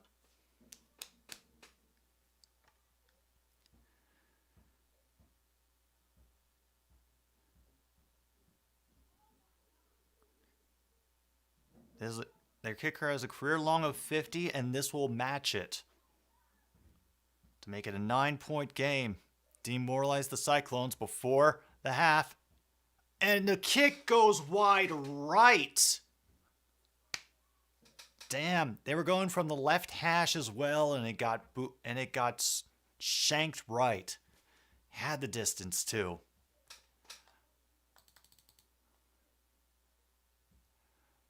Nope, no one got a hand on it or anything. It's just, ugh. Dang. Well, looks like it's going to go into halftime with a 14-8 score. Good for Iowa State. Probably not as desirable a result for Kansas. I'm sure they wanted to, show how high tier they are now. 4 receivers set for the Cyclones as they take over on downs. Decker has to get rid of the ball quickly and does over the middle to number 87. That will move the chains as a pickup about 14 for a first down there. And now they are hurrying. Pick up a 15 on that play. Low snap. Immediately gets rid of it. And it was too low on that pass play. It'll be incomplete. Number 14 tried to trap it and just not enough. 2nd and 10 now. Stop. Rappaport says Shark is out for tomorrow too. Honestly, I'm sure we have other people. I do not have their names in my brain right now, but I know we've got other people that we can bring out the practice squad. People that I saw in preseason. Other names from Hard Knocks and all that. We will see. It's not going to be like the big name guys for the Lions tomorrow. And once again, my prediction of it's going to be closer than people think looks like it's coming true. One of the Kansas defenders just came limping off the field. 3rd and 10 now for the Cyclones. They're still on their side of the field at their own 48. Deckert waiting patiently, and once again they have to try to do a long, low pass to the far sideline that will only pick them up 5. And what the hell are they doing now? They're just kind of standing around.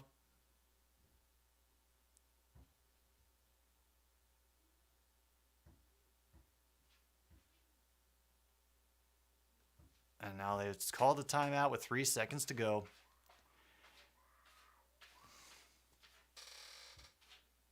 Yeah, good timing. Good timing, Angie. Really appreciate that. Oh, that's you, Monty. Hey, Monty. Want to say hello to your people?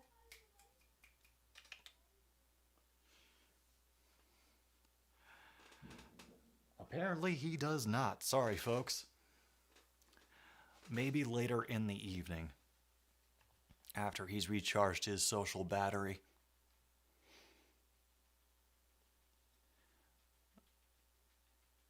All the announcers are saying that this is going to be a one shot down into the end zone for Deckers. Kansas show only a rush of 3 initially. It looks like they are just going to pull back, and we don't do anything because now Kansas takes a timeout once they saw the setup that Iowa had. Yeah. It never ends, Monty. It never ends. Time of possession is pretty even, as is first downs between these two teams so far. Iowa State is leading a bit in those two statistics, and yet they are behind. Yeah, that interception that led to the touchdown is what has really hurt Iowa State this afternoon. Meanwhile, Alabama is on top of Arkansas 28-0. Wake Forest still holding steady 21-7. The halftime about to get underway there. Utah is going to claim this one over Oregon State 42-16. Mississippi State currently on top of Texas A&M 7-0, and Penn State's lead is now 14 over Northwestern. So, just in case any of y'all were worried about those games, that is the score updates that I have on my side. Now we all know them. And we wait for, of course, the doubleheader to continue to see if the Brewers get a chance. They've put in extra rushers, had to pressure Deckers out of the pocket, and he will be brought down. The half will end with a sack by number 15. That is Young. And they keep them from getting anything else done in this first half of football, which has been pretty close between a hot offense and a tough defense. 14-8, still very manageable for the Cyclones to get back into this, but we'll see if they have any adjustments that they can put in at halftime. Meanwhile, I'm going to take a pause for the cause and feed the cats because they're very insistent at the moment. So another Stupid Sports Show. We'll be back in just a little bit.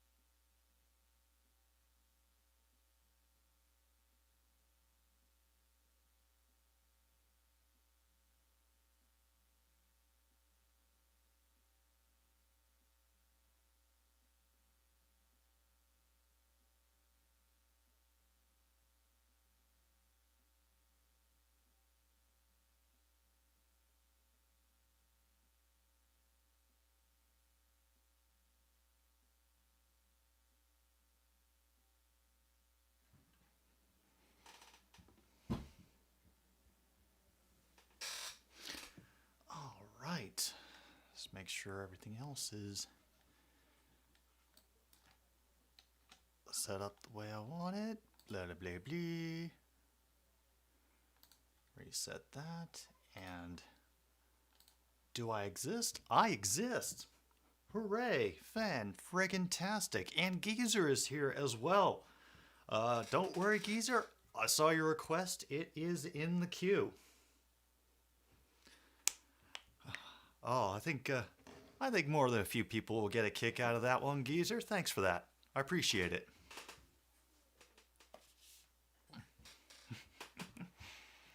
Yeah, sorry that break took a little bit longer than normal. Feeding for these two has gotten a little bit more involved in the past couple of days, as well as the fact that Angie now thinks it is her job to jump on the counter every time food is involved, because Lord knows if she doesn't keep an eye on it, it might go to some other cat in the house.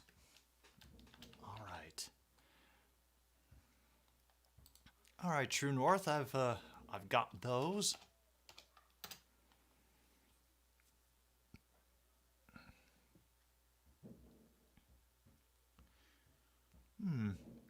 I'll take a listen to both of those and see if there might be a place for either one of them in this week's show. Those definitely look like they could be interesting. But I've also got a couple of, let's just say, rather out there requests. So I gotta balance the weirdness somehow. There we go. But yeah, just a reminder for anybody who is recently joining this, this may be another stupid sports show where we're waiting for Iowa State and Kansas to come back from halftime, that very close game. But on Monday we do something called another stupid streaming show, which is basically a audience curated playlist throughout the week. I take every request I possibly can get from the usual viewers. If you want to throw them in as well, you can do it at the request thread that's on my Twitter timeline. The Twitter handle is down in the description. You know, any music video, lyric videos, or just videos of the music that you can find. We take them all. You know, as long as there's no like horrible graphic violence or immediately distinguishable nipples that will get us in trouble, it's cool. Oh, you recently got Paramount Plus. Oh, so that gets you any CBS football games. Like, does that include like different markets as well, or what does that get you, Geezer? And dang, Kip is in here too. Kip, it's going good. You know, we've had an interesting game so far. The equipment's still working. I don't think I've had any service interruptions, which has been very nice. I was able to get all of the fiddly broadcast stuff that I wanted to get taken care of today before all the streams. I felt good at that. Oh, okay. Yeah, that's right, because CBS is the Viacom people, and all those are under the Viacom label.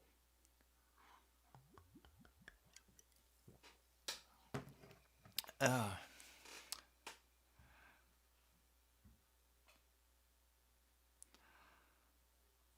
Oh, Luke, Lennon broke up the band, huh? Oh yeah, I think we're going to get another special request for you. Oh yeah, this one's definitely.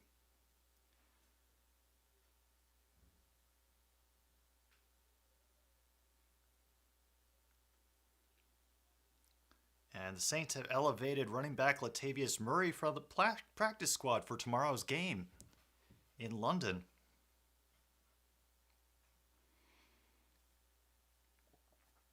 But first, let's get over to YouTube so we can get that special request that I now have for Luke. Don't worry, it's a good one. True North's not going to like it, but I enjoy it.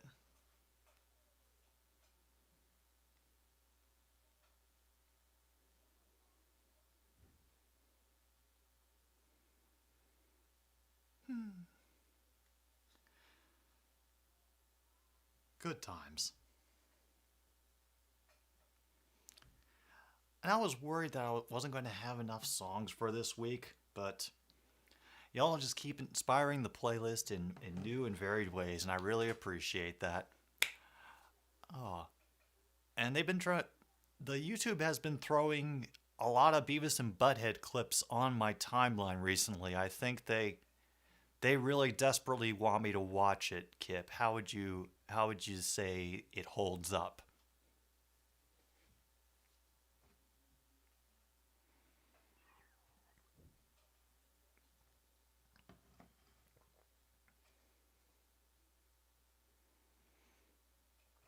Damn, now it's 23-3 Oklahoma State over Baylor. Shoot. Well, I'm not here to start the argument with you, Luke. I will leave it at that. It was Lennon. You just reminded me of a song that I wanted to play. You and your brother really liked it. Some great moments. Hey, good to know that Mike Judge still has that magic.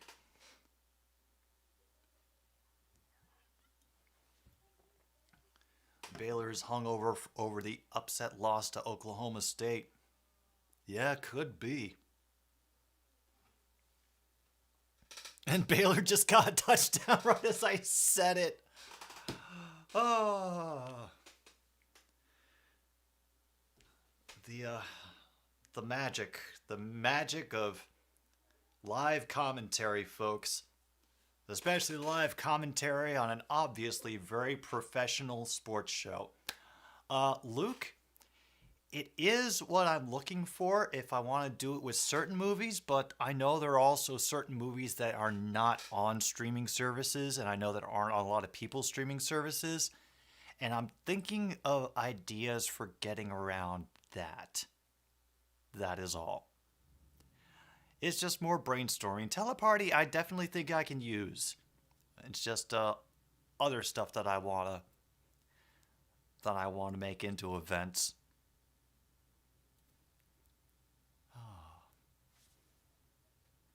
But never mind that now. Yeah, this is going to be an exciting week coming up for a lot of reasons. Oh, yeah, it's a start. It's a start. If it's something I want to try out now I know it's an option that I can take. I've still got, I think, that message marked in my bookmarks so that I could check it out on my own time. Of course, the only other thing is to see or make sure that other people have access to those streaming services.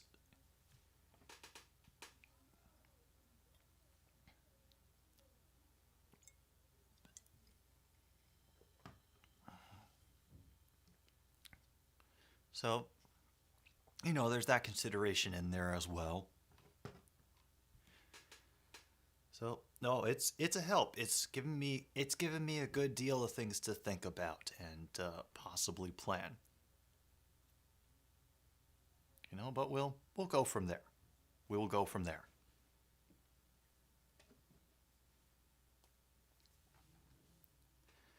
Meanwhile, we're still waiting for this game to get back from halftime. They're advertising the Big 12 confidence with a lot of people in polo shirts backslapping and hugging each other and walking in an important direction down a football field. A live section. What? Well, what does it offer? Out of curiosity, Geezer, what is in this dead live broadcast section of Paramount's?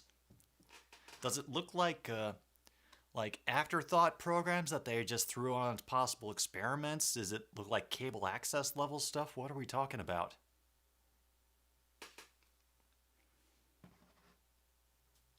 No, thank you, ESPN. I don't think I'm going to be going to Kansas University.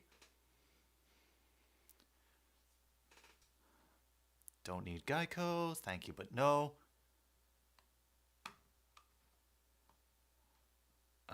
tonight it's Clemson versus NC State.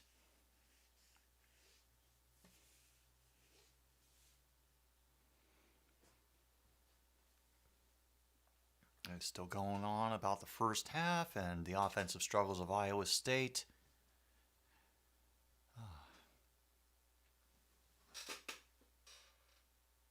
And it looks like dinner has gotten off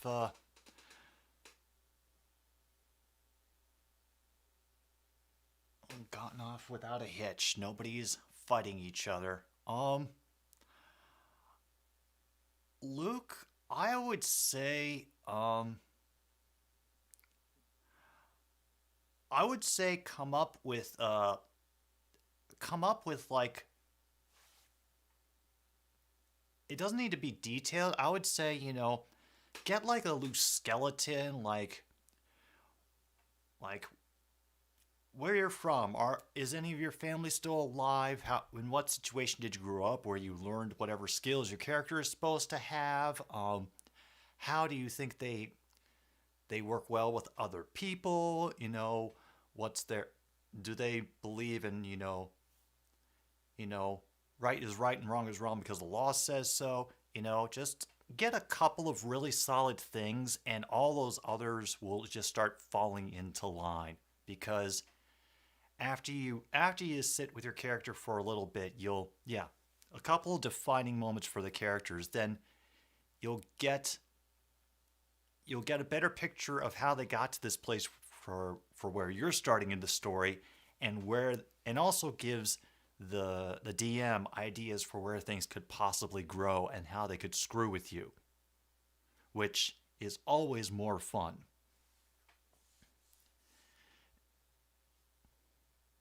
Yeah, I would say not as easy, but I feel that the more you end up going over the things that you come up with, the more details that you can get that start making sense in your head.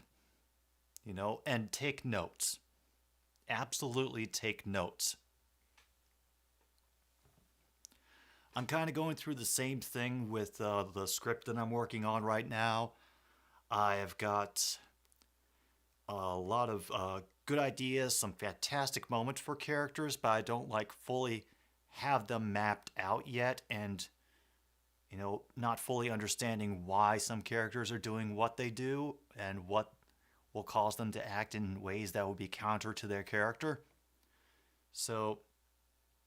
But the more I've been thinking about the story and the world itself and all of that, the more I look it over, the more crystallized it becomes, and the more the details start popping out in ways that make all the disparate little pieces fit together. I'm kind of having to work with a little bit more because I'm trying to do a story and write and make interesting, compelling characters, that whose actions drive the story. But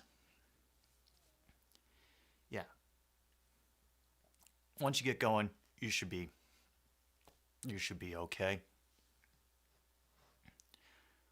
Yeah, see, then you have several pages in 30 minutes, and it's much easier to be able to go to operate on the fly because you know best what your character would do. Not only for normal situations, but also the ones you don't expect. Sorry, I was hearing more chirping in the background. I was expecting not to get lectured by the Miz in what looks like the most glittery Sgt. Pepper album outfit that I've ever seen. And of course, he has a DraftKings commercial before I do. Yeah. So goes the internet.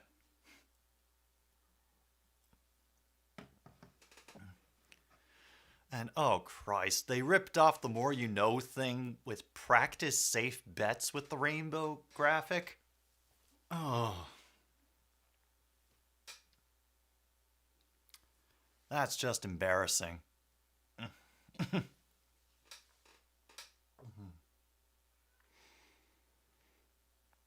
Oh, no, I'm not selling this idea to Disney. They would either bury it or change it into something unrecognizable. Yeah, see, I need to understand, Luke. Now, this is definitely one I want to finish on my own. True North, just because it's become a story that goes over some pretty important things to me, and as funny as some parts of it are going to be, it could get pretty frightening, and I'm kind of looking forward to playing with that.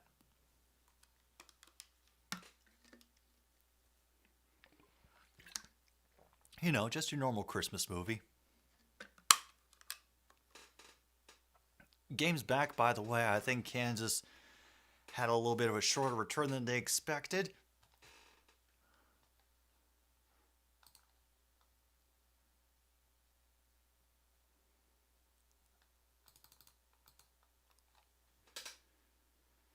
And Jalen Daniels is out there again.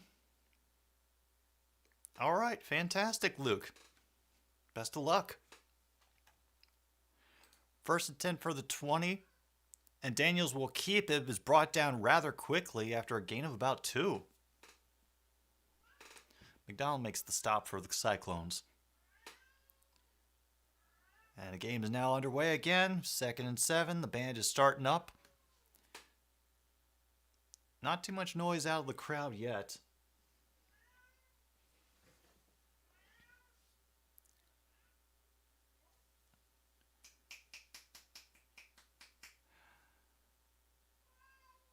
Yep, still hearing a lot of meowing. Daniels swings it out to the near side. And a great break of a tackle by number 5. He will get across the first down marker with 3 to spare. So, very good job. Very good job by the receiver there, number 5, to power through that tackle. He was 2 yards short and was able to twist out of it. Fantastic.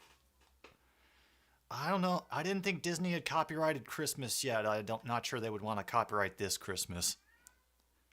Film a day a month. This is definitely a good month for that, and, especially the original Child's Play. And an option play was leads to a big gain up the middle for number 4. Will get tackled at the Kansas 48. That's definitely going to be another first down for the Jayhawks. Welcome, Foster. Glad you can make it. Yeah, they would. I'm certain that at a certain point that Disney will start gaining the rights to people's DNA and molecular structure, but that's a lot further down the line, I think.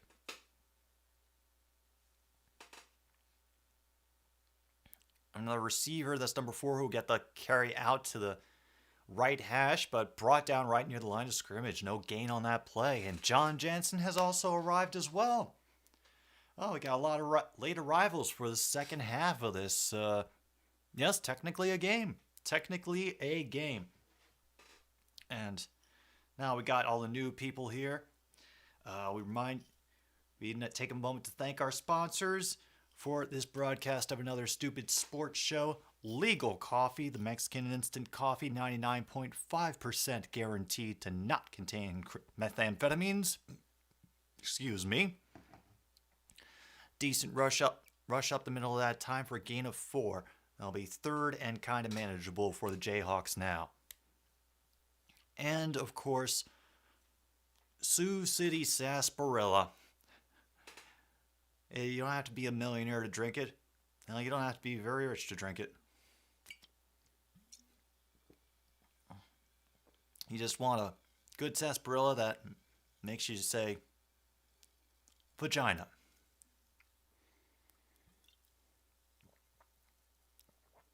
Great cutback by Daniels, but gets brought down after a gain of 3. Fantastic job by the Iowa State defense stopping him before he can get the first down.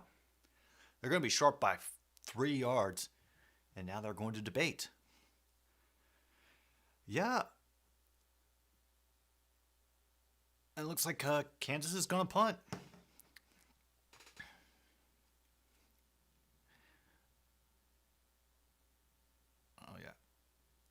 Oh yeah, I think Kansas is looking for a statement win, especially with the high level that Iowa State's defense plays at. Yeah. The naughtiest word in the world, sarsaparilla.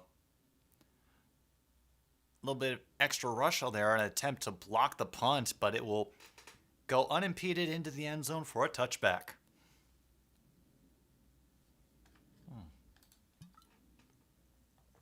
And clock will stop at 10:52 as we get the Cyclones offense back on the field, and hopefully Deckers can make a little bit more magic happen like he was able to do in the second quarter of this game.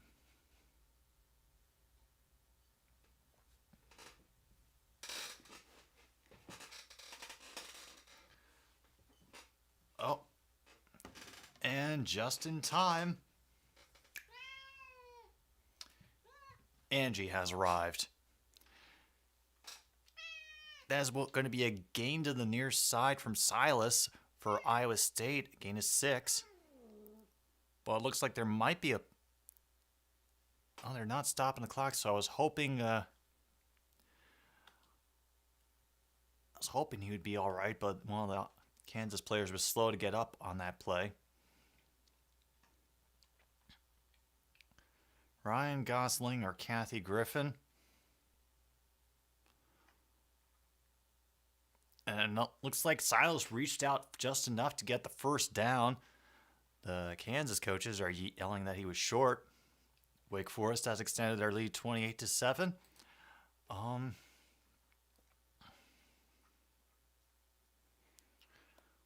will be 3rd and short now for the Cyclones. Time's about a minute behind right now. We're down to 9:48.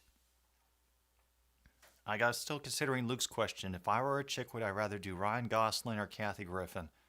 I think I'll have an answer for you after this play.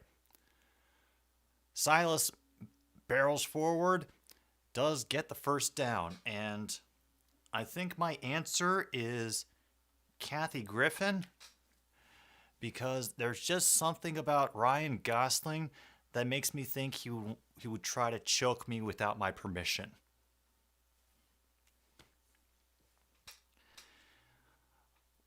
Well, I'll let you struggle with that mental image. It's 1st and 10 now for the Iowa State Cyclones. They've made it up to just beyond their own 30-yard line. Decker will be operating out of the shotgun. Silas goes out into the flat, passes to him, but he will get maybe 3 out on the flat there. So at least they're still moving, but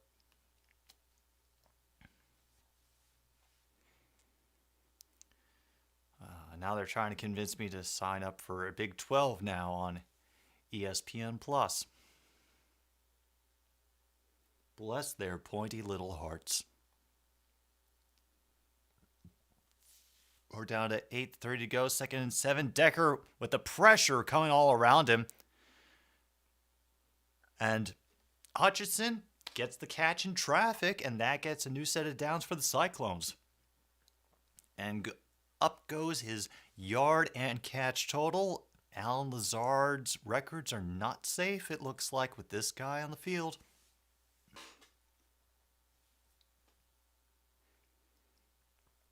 Yeah, there they are. They're close to their own 41 now. High formation. Decker in the pistol. Russ was in motion.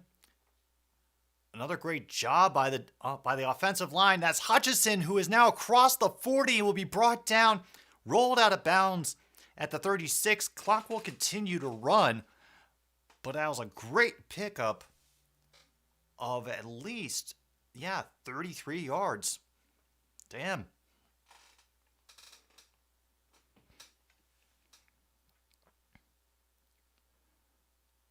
And Decker just runs with the ball himself that time, gets inside the Kansas 30.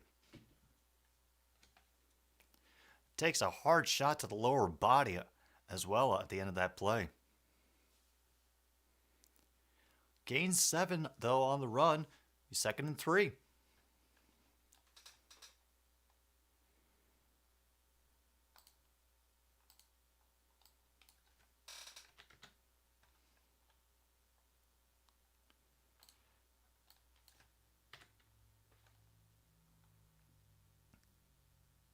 I didn't even know where the hell the ball went on that one. They fooled everybody. And Sanders got that just running through the pile, picked up about 6 yards. Damn.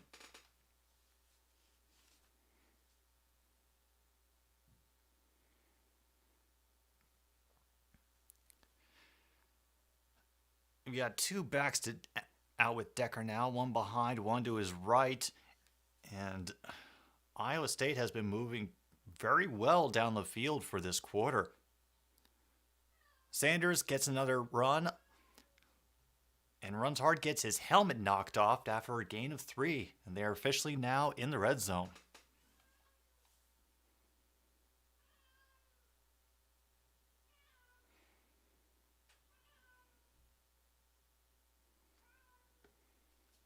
Waiting for everybody to get their substitutions going.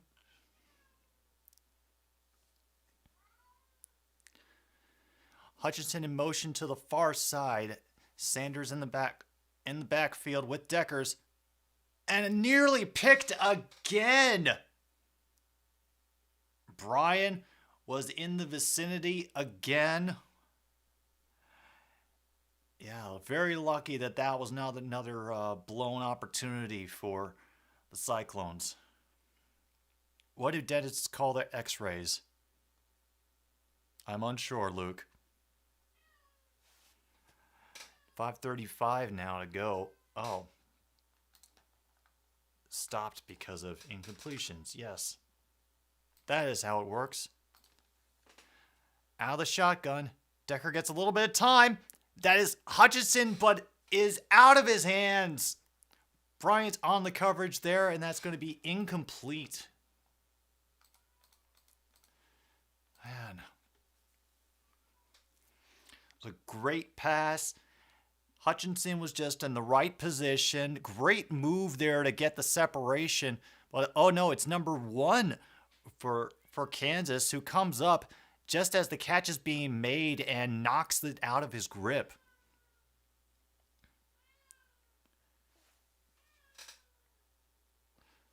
Chase Gilbert out now for a 35-yard attempt to try to get this down to a 3-point game.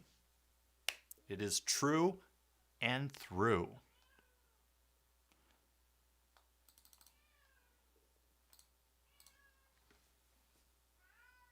Oh, they want me to go outside. Toothpicks. Of course.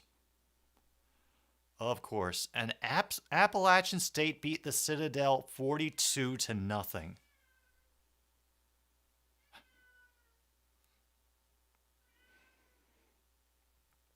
Wow. All right, I'm going to see where all this howling is coming from. I will be right back.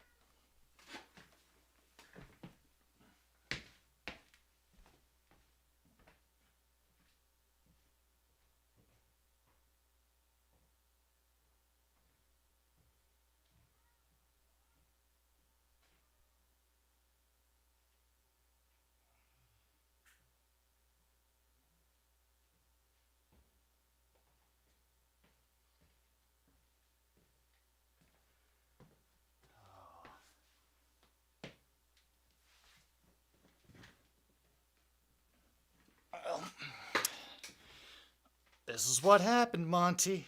You wanted the attention. So now you get the attention. Also tried to plug in my earphones while this is going. Someday I'll get more coordinated.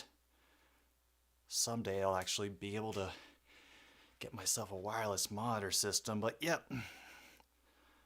Now we have brought Monty into the studio for what studio we can call it, so that we can use him to sucker in the views and the likes and the subscribes, as all cats are meant to do on YouTube channels.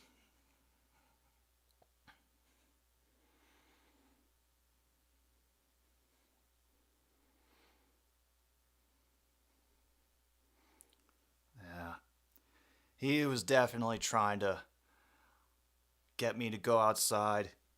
I'm not sure exactly what he saw out there that he wanted, but he did try to steal breakfast from one of the ferals earlier today, so I'm not sure if he's thinking that he's brave enough to try another challenge. Oh, Luke has a question for you, Monty. Are you ready to lose to the Saints tomorrow and fall from the top of the division as they take back their rightful O?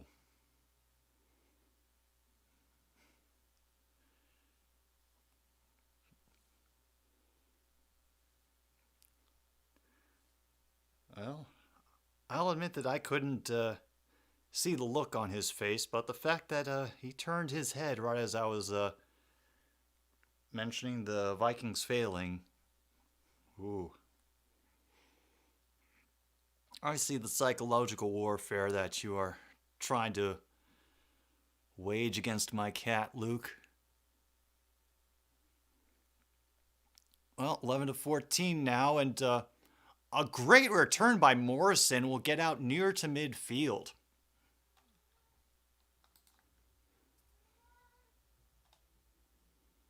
Oh yeah, it's the Minneapolis Miracle matchup as well. And what do you know? Angie is not happy that Monty is in here. I am so shocked.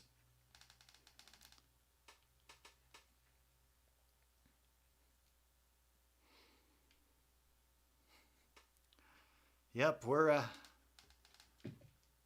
having a moment as Angie does her best to reassert her authority over everything, but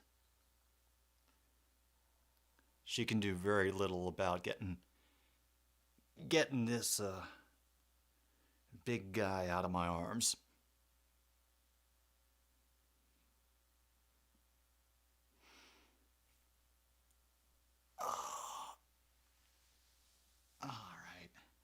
Well, if you want to stick around, you're welcome to, Monty. You have done your duty for the day. You have brought joy to people and possibly undeserved confidence to others. Oh, he's getting brave. He's going to go explore. All right. But as he does, guess who comes back in? Yeah, you got a Monty stare, so you do win, Luke. Oh, and true to cat form, he is currently trying to rip down the fitted sheet that I have fitted over my blinds so I can block the extra light coming in.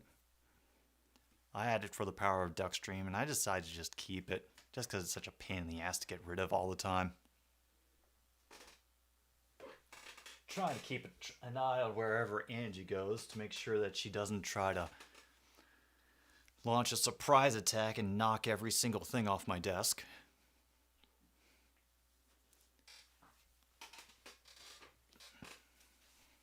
Exactly, John.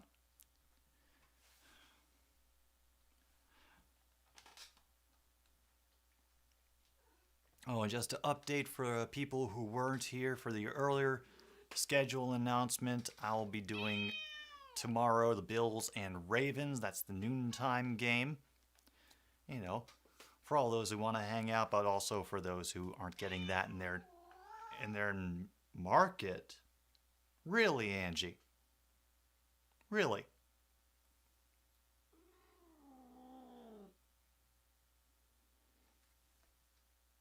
Angie?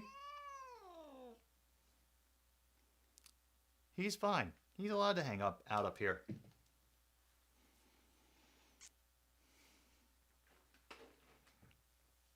Meanwhile, Monty is just sitting on the desk cleaning himself. He just wants to be left alone.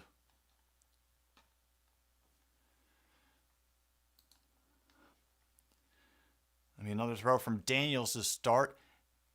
And they will get up to the 50-yard line. Grim on that reception there. Down to 2nd and 5 now.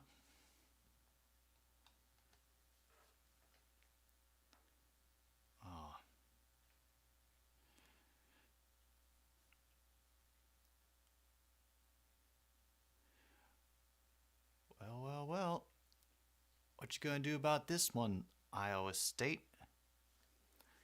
Two receivers out to the far side, so of course they go with a run up the middle. And another great run from Kansas. Number 20 will get, it's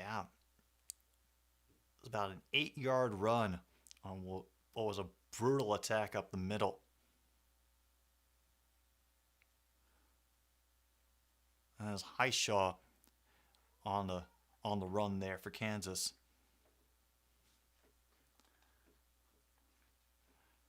John has 3 Ravens and 2 Bills on their fantasy team, starting 4 of the 5. Opponent starting the Bills D. Oh yeah, no, that's going to be a big game. Overthrown for number 83 in the end zone. That's incomplete.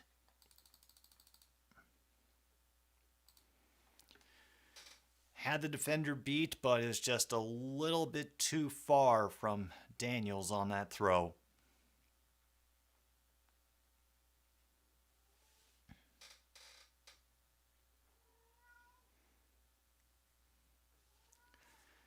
Yeah, you're going to need to do a little bit more than that in the air, Kansas, if you're going to impress the pollsters. And that run goes just nowhere. Maybe 2. And now we're at 3rd and 8.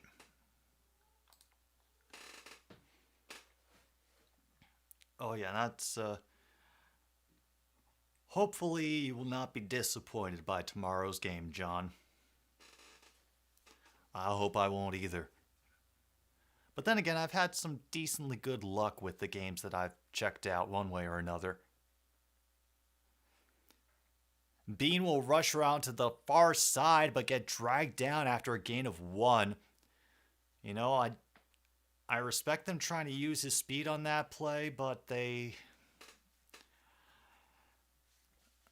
did not pull it off. Iowa State saw it coming.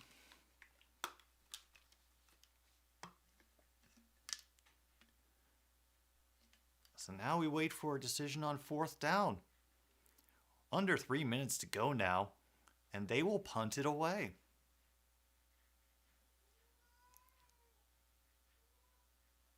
Just missed the block there. Oh. Skinner gets it on like the half-a-yard line. Damn. I was wondering if he maybe had his heels in the end zone, but nope, I think he saved it. I know, Angie. It's been a terrible day for you. A late feeding, interruptions, somebody sitting off to the side, not on camera, cleaning themselves and not taking an interest in what you're doing. Bears D over 49ers D? Ooh, well,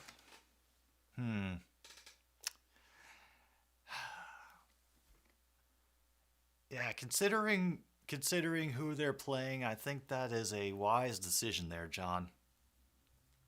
I'm stuck with the Chargers D, who essentially they're the main reason I lost last week. I lost enough points to let my opponent get ahead and win.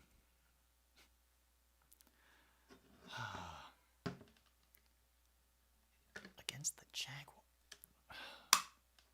Didn't think of it.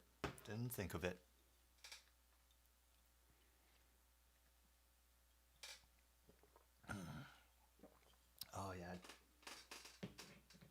Definitely glad I waited on that second sarsaparilla.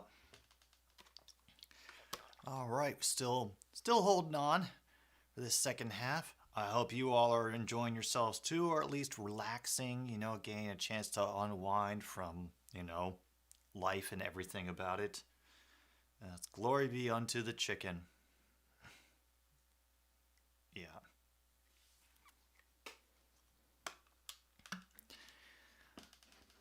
Let's see if you're singing that same tune tomorrow, Luke, when the Saints are so battered that they can't put up a fight against the Vikings.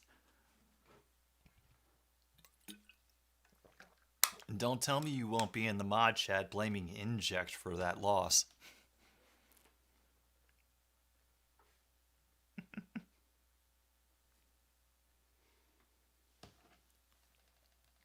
Just while I have a moment to think, let's make sure that I got all of the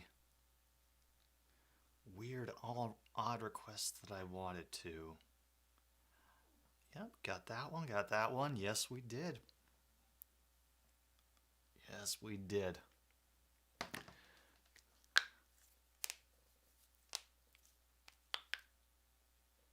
Your opponent has T Higgins.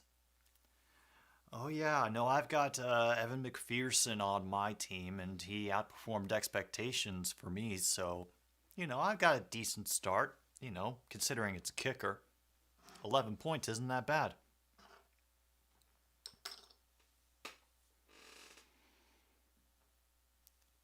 All hail Duck.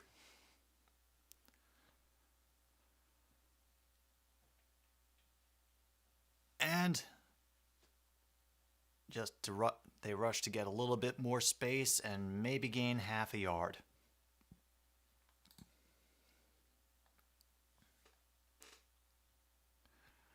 Oh yeah, you have a fishing trip this weekend, Luke? Oh, best of luck.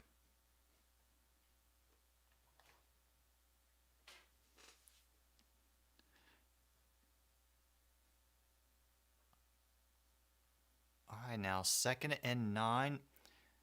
Taking that shot at the end zone. Oh, and it's nearly picked off again. He was looking for Hutchinson. And, Bryant is kicking himself. That could have been another interception, and that would have been a pick 6.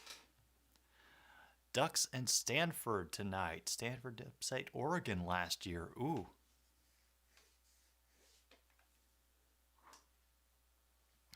Yeah. You never know, Luke. I might shock everybody and make the playoffs. Dumber things have happened before. Out of their own end zone on 3rd down. And it's going to be Hutchinson who will get the first down and a yard to spare.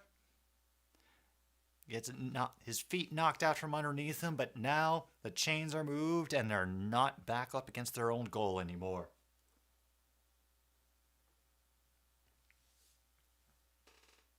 Fantastic. Yeah. I'm also thinking that I'm going to have to start thinking of a few more space-saving features. Yeah. And Sanders gets the ball again. Will gain a very hard-fought 2 yards out of the backfield there.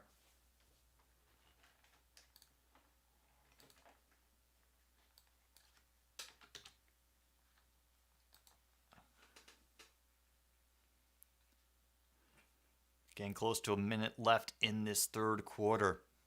2nd and 7 now for the Cyclones. Decker's out of the shotgun, back to as Hutchinson to his right, assisting on the blocking, but comes out of the backfield to catch a pass at the artist line of scrimmage and immediately get tackled by Logan Jr.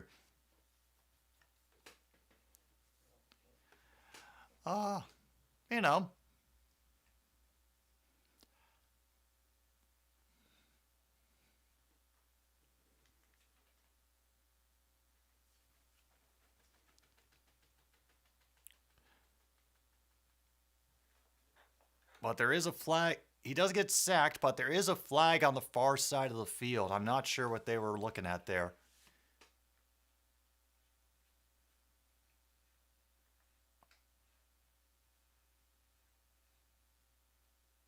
Oh. Offside defense. They will repeat 3rd down. Oh, all yellow uniforms. Good for them. Good. Yeah. Early jump. Did cut off the escape, but yeah. Just early. 3rd and 1. They're trying to get the play off before the end of the 3rd. And it's Sanders who will find a very nice lane and will have a first down for them at the start of the 4th quarter. is 14-11.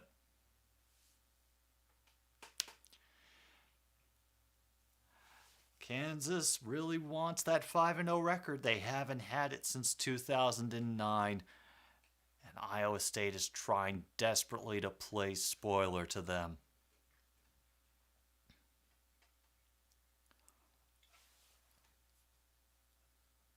One quarter to go. At this point, I think anybody could take it. Like, Iowa State actually managed to move down the field this time. They're making things difficult for the Kansas offense. Oh, this could honestly come down to the wire, and then Jalen for the Jayhawks could pull out some magical passes at the end. I have a bad feeling that's what's going to happen. Is Iowa State is going to work their way back in front, and then it's just going to be a quick drive down the field from the Jayhawks for a winning field goal. Don't quote me on that. That's just kind of what I fear is going to happen. Let's reset that timer. And also, while we're here, take a look at all of the scores. Oklahoma State over Baylor, 33-25. 2 minutes left in the third there. Oh, Utah has won officially. Wake Forest now up 28-13. Florida State has cut the lead. Ohio State 35, Rutgers 10, big surprise.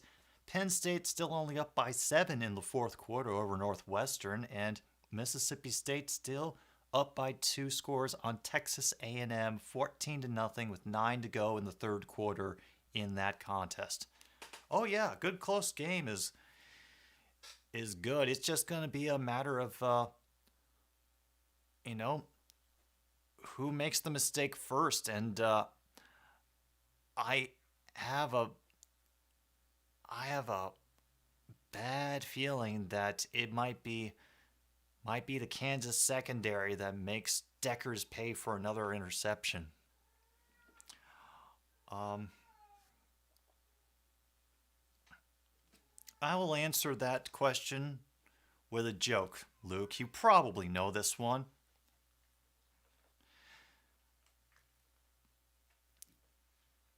What's the difference between a 3-year-old kid and a bag of cocaine?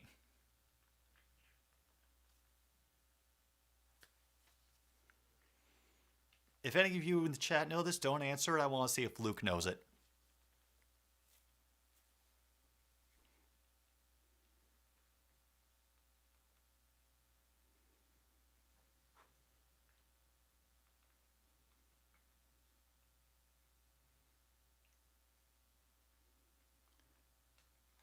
What do you say, Luke? You got an answer?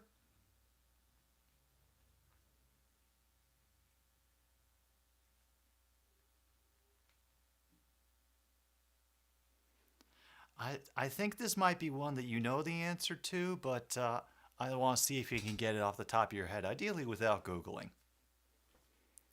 Fourth quarter now starts. The rock chalk flags are coming out. Cyclones still have possession. Leif is here. Welcome. As Deckers, who's going to run on 1st and 10, barrel over the tackler and fall forward for a gain of 8. Yeah, the punchline is, Luke, is that Eric Clapton wouldn't let a bag of cocaine fall out of the window.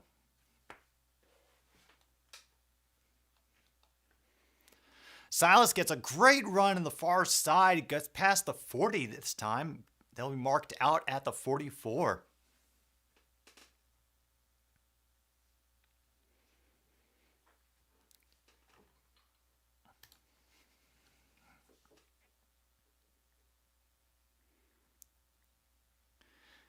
Deckers just hit and nearly got a hand on it again, did number 37. Oh, that pressure that's coming into the Iowa State backfield is not boding well for them. It could bode better.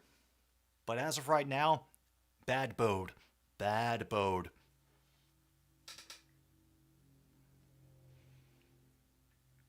10th play of the drive now for Iowa State. They have only made it up to their own 44. Still 2nd and 10. Low snap, but Jalen Noel will get the first down plus 3 more to get into Jayhawks territory. Will be out at the 48. No, I am off. Is at the 43. I was off by about 5 yards. Now we're caught up. And in case any of you are worried, Monty is still cleaning himself in his little spot he has claimed over on the desk. Just trying to chill. And there's a sack. Looks like it's going to be back toward the 50. Damn.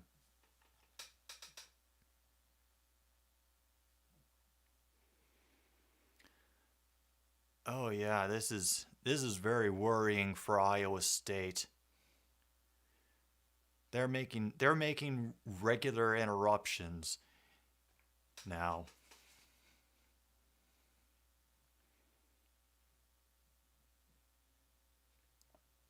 Second and 16. Now another low snap, and he has to get rid of it super quick. Tried to shovel pass it to Eli Sanders and was just threw his hands over his head. Whew. I mean, good awareness for what was happening around you, Deckers, but your offensive line is in trouble. How you doing today, Leif?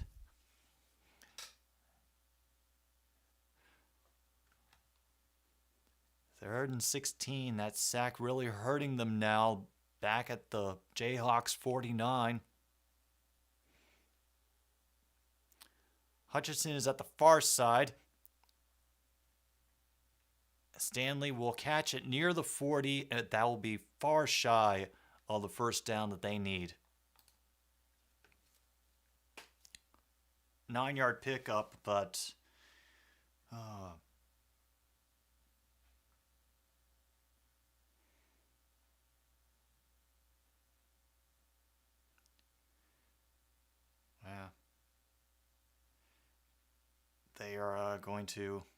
They're going to go for it.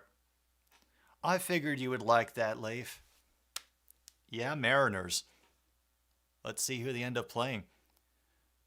Quick pressure for Deckard. And amazingly caught by Hutchinson. It went through traffic.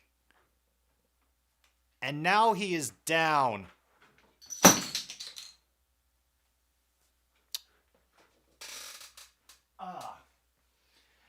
And that right there was Monty doing what he does best and making himself comfortable by shoving things off of whatever surface he happens to be on. So I'm just going to adjust that a little.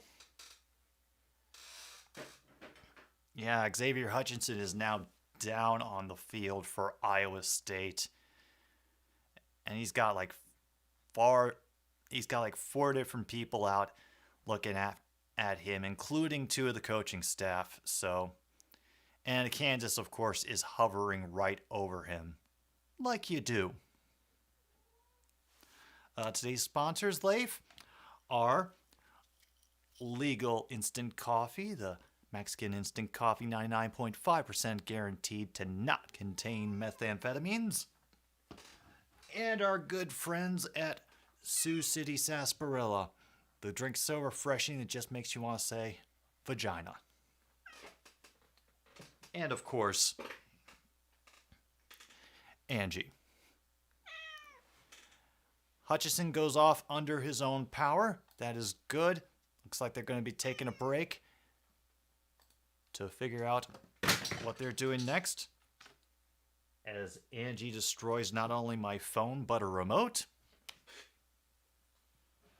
Fantastic. Woo. We're just destroying everything in the setup right now. On that note, I think I'm going to take myself a break real quick, a little pause for the cause, just so I'm not distracted. And another Stupid Sports Show will return very shortly.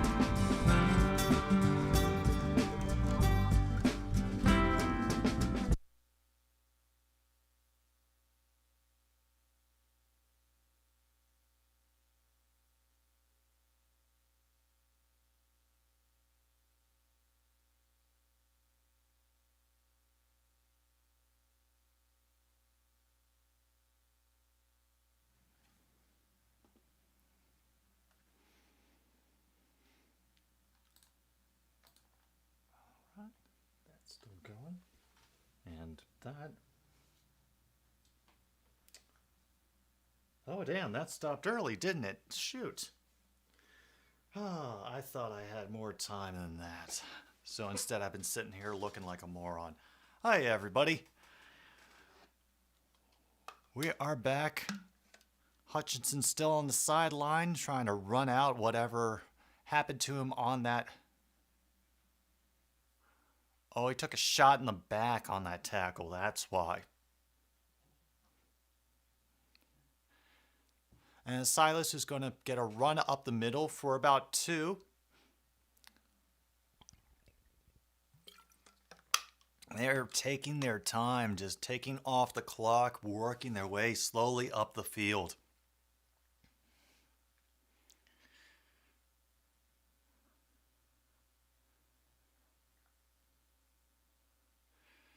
And looks like Hutchinson will be coming back in. He's saying that his back is okay. Deckert throwing. Picked off! And who else? Bryant again.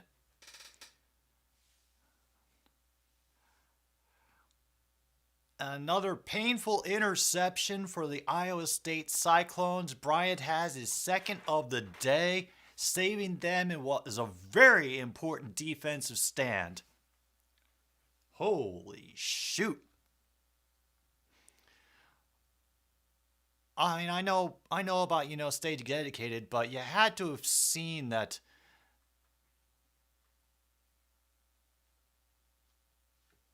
You should have seen, how things were shaping up on that play. Oh. Damn. 17 plays and they just give it away at around the 6. Shoot. Oh no, it's going to be at the 3. Oh, and meanwhile, we have a stoppage in play as they review.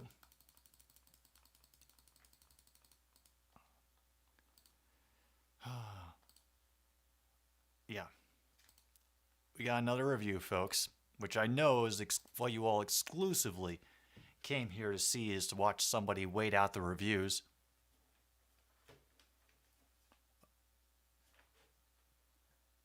Oh, there's a question of whether or not he had control when he hit the ground.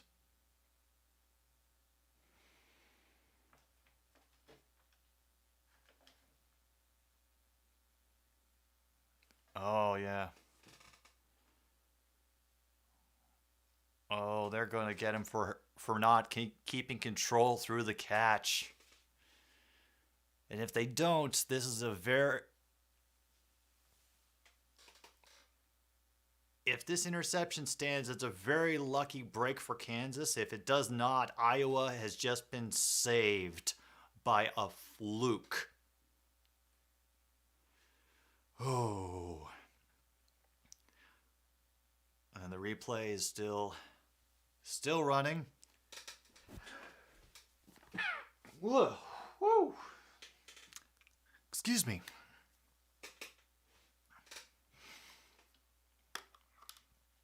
It was an impressive as hell catch. It's just that it looks like he bobbled as soon as he came down, and I think they're going to go into that whole process of completing the catch thing, where because it squirted out of his hands, and he was already out of bounds by the time he reestablished control. Incomplete pass. 3rd and 9 from the 28-yard line. Yeah, break for Iowa State. Major break. They are at the 28-yard line of the Jayhawks. 11:33 to go in this quarter. They have had, except for that, they have had great momentum on this drive. This could give them what they need. 3rd and 9, and Hutchinson is back in.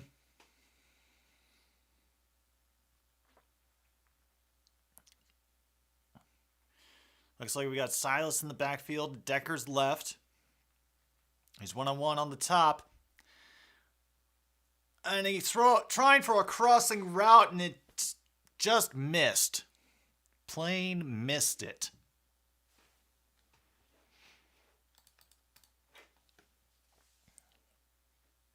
Yeah. I do not get it. Yeah, if you're going to do that, Monty, I think I better move some other things too. This is going to be a 45-yard attempt now for the Iowa State kicker.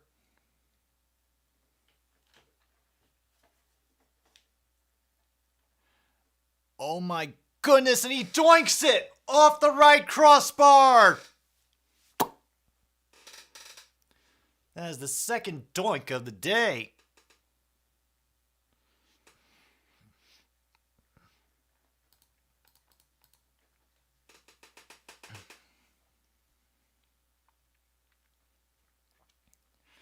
Oh boy. Iowa State is going to have to grind Kansas to a halt right here. Right here. If they do not, I do not see them getting back into this game.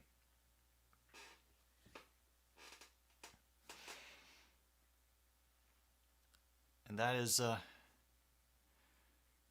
shame considering how they played. But those mistakes, those missed field goals, they would be leading right now.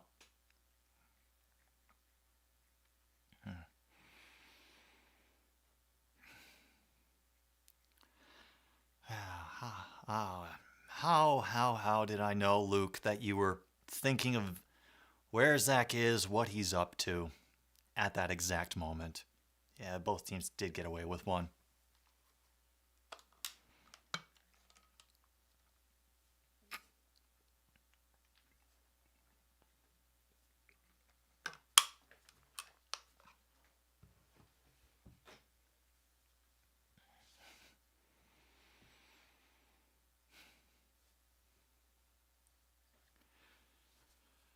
Oh dear. So yeah, now begins another very important drive, not only for Kansas but for Iowa State. We will, while we're waiting for them to sell us insurance or cereal, whatever this other commercial is, we will go and check out the. No, that's not. Although you all, if you feel like it, go and you can send in a donation at my Ko-fi account right there. If you think the stream has been worthwhile and you enjoyed yourself, want to throw a couple bucks my way, that's cool. No, let's get the scores up so that I can see how things are going. Mississippi State 21-3 over Texas A&M with a little under 5 minutes left in the third. Penn State is up by 10 over Northwestern, the early part of the fourth quarter there. Ohio State is thrashing Rutgers 42-10. Third quarter almost done there. Alabama is now only up by 5 against Arkansas, 28-23 at the end of the third quarter. Wake Forest still holding strong over Florida State, 28-13, with only 12 minutes in the game left for them. Oklahoma State is still leading Baylor 33-25, 9:32 to go in the fourth. I don't even have to say it. Thank you, True North. I appreciate that.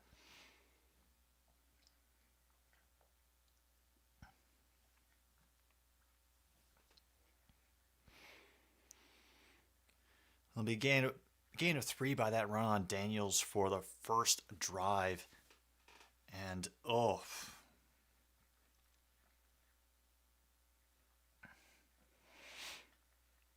That's a shame.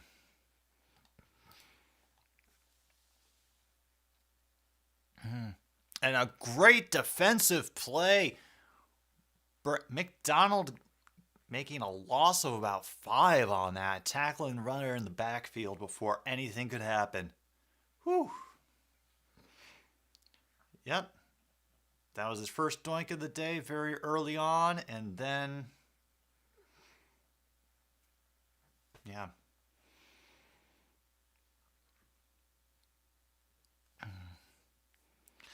Maybe next he's going to get a true double doink. Then we can all have a good laugh.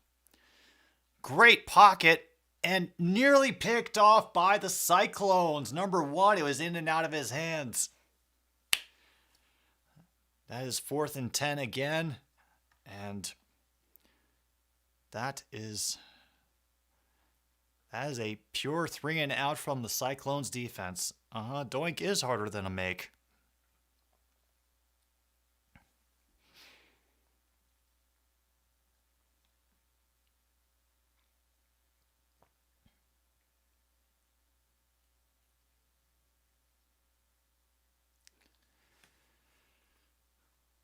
Returner is at their own 30. And he dropped it and it was recovered by Kansas. He dropped it and it was recovered by Kansas. Damn, Lachlan will get credit for the fumble recovery on that one. And, woo. Whoa.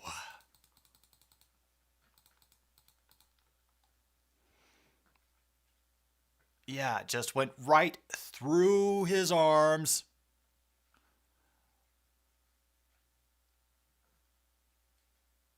Oh, yeah. And he gained full possession of it before he rolled out of bounds.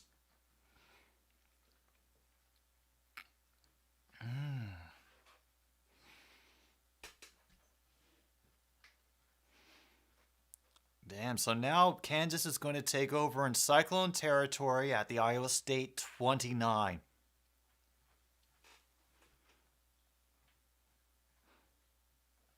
Daniels keeps it, but he gets brought down from behind. Great sack.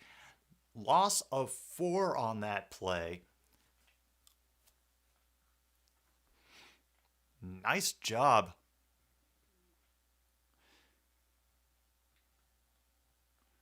Yeah, Jackson was able to catch up after that blitzer off the edge missed the first time.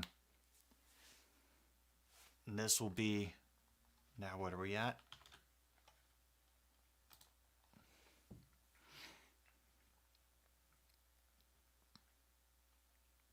And now at the 33.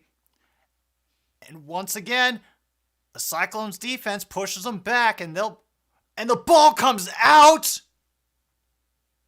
Holy crap. Just what the Cyclones needed.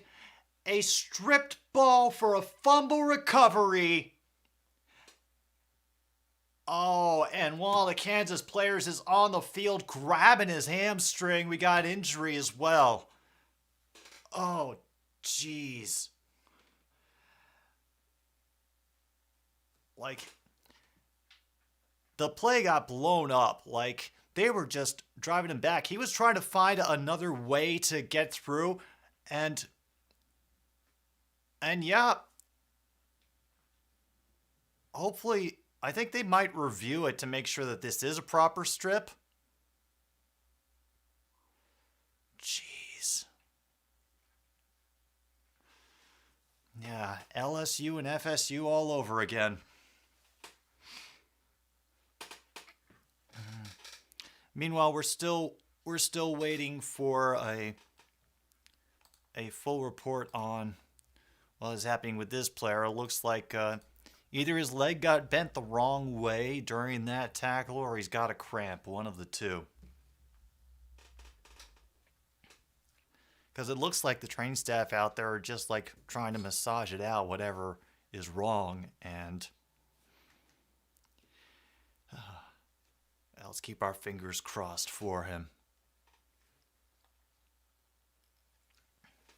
Oh, damn it. Mississippi State has extended their lead 21-10 now. Ohio State has added to theirs 49-10.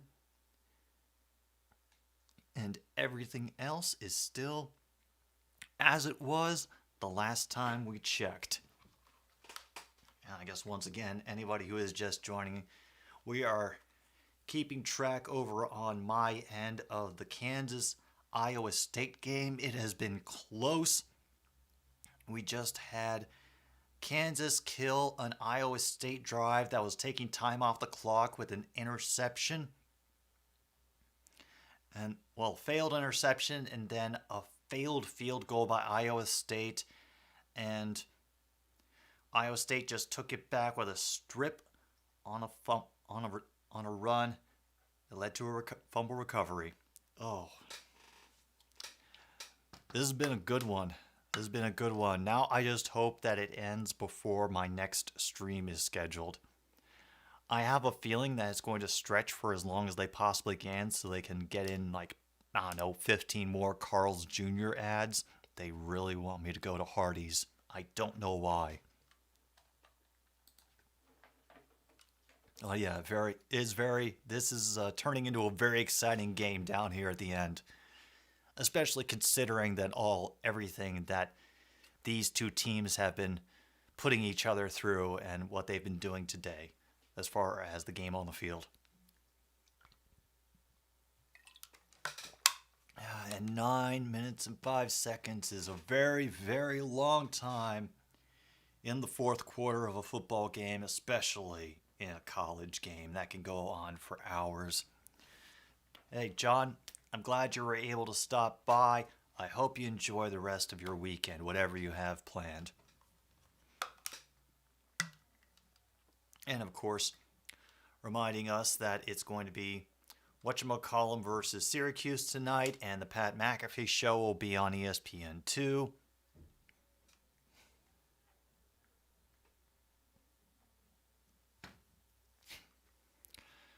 And Miami of Ohio is only leading Buffalo by 3, 20-17, 7:15 to go in that game, but that's on ESPN Plus. So, well, Ole Miss has definitely surprised people by, getting off to the start that they have. I think they're currently number one in the SEC West, but I know nothing about them other than the fact that they are currently undefeated in conference play and undefeated overall this season. Oh no, they brought out the cart. Damn.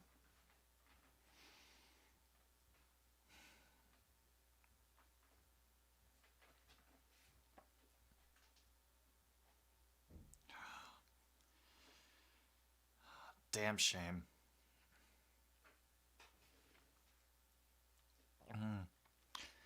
And he's still on his back, too. He's not even sitting up. Oh.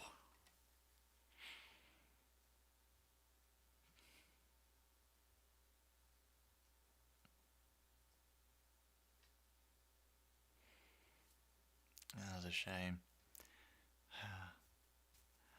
Other than that, Geezer, I got nothing for you. Now they're shooing everybody away so that they can get the cart off the field and we can get back to the game eventually one day.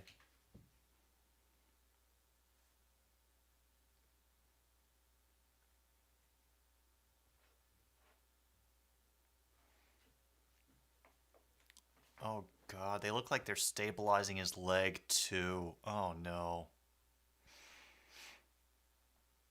Oh man. Oh jeez. And he looks like he is in a great deal of pain there from that brief moment that I saw his face. Ugh.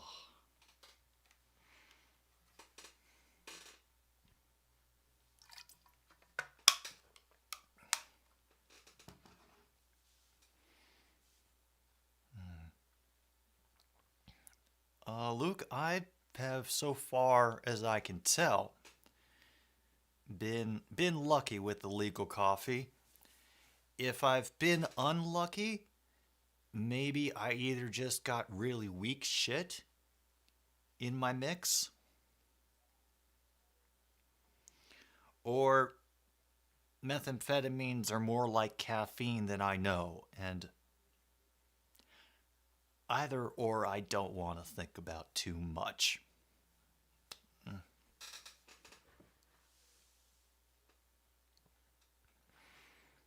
Well,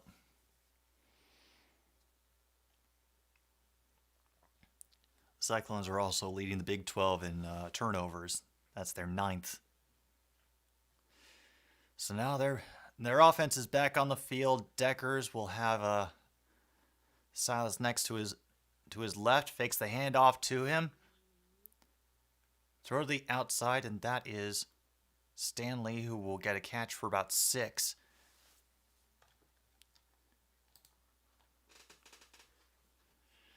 Up to their own 48 now. Oh. Iowa State, this game, this drive cannot grind to a halt for you guys. You have to get at least into the end zone. I don't think you can make it on a field goal. You can definitely not make it if you're going to lose 7 yards on a running play like that. DeBose into the backfield for a loss there is going to be 3rd and, yeah. Looks like it's going to be 3rd and 10 now. Oh, okay. Only lose 4 on that, thankfully. 3rd and 8. Someday I'll get good with figuring out where the ball placements are going to be for college. I'm still learning that. And it's another play to Hutchinson, who will get tripped up and flipped, will be marked down a foot short of the first down. So now it's another 4th down for the Cyclones.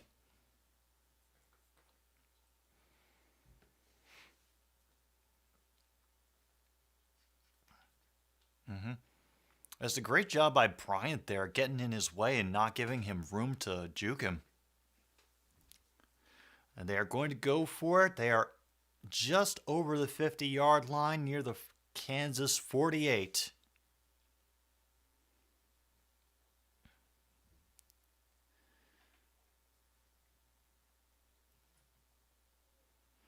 Silas takes it and finds the gap. Is over on the far side of the line. Will gain 3 yards. 1st down for the Cyclones. Oh, me, oh, my, oh, by the bio.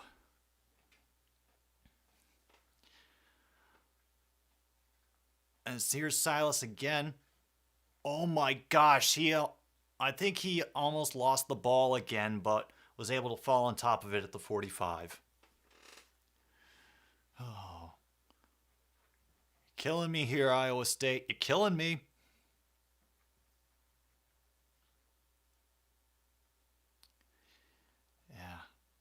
Yeah, they're really trying to burn all the clock that they possibly can. I don't blame them. But they still have to do something. They have to connect. Once again, Decker's out of the shotgun. Under pressure again, and will get brought down for a loss of 3. 3rd and 12 now for the Cyclones.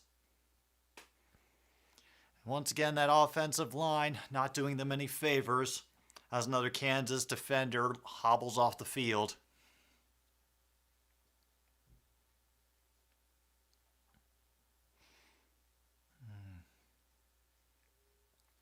Oh boy, from that left hash mark. 3rd and 12, we got Silas.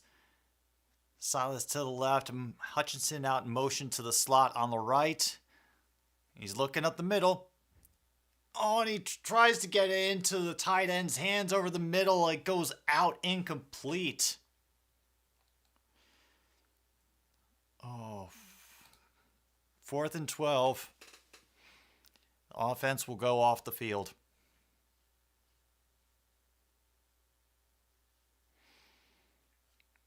Well, they're going to have to do a stop real quick. Real quick.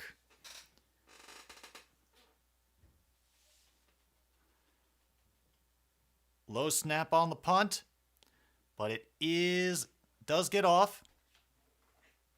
Too much on it, and it will go into the end zone. Touchback. Well, wow. 5:21 to go now in this game. And whenever we come back sometime in this century, it'll be the Jayhawks' turn to try to just put this away.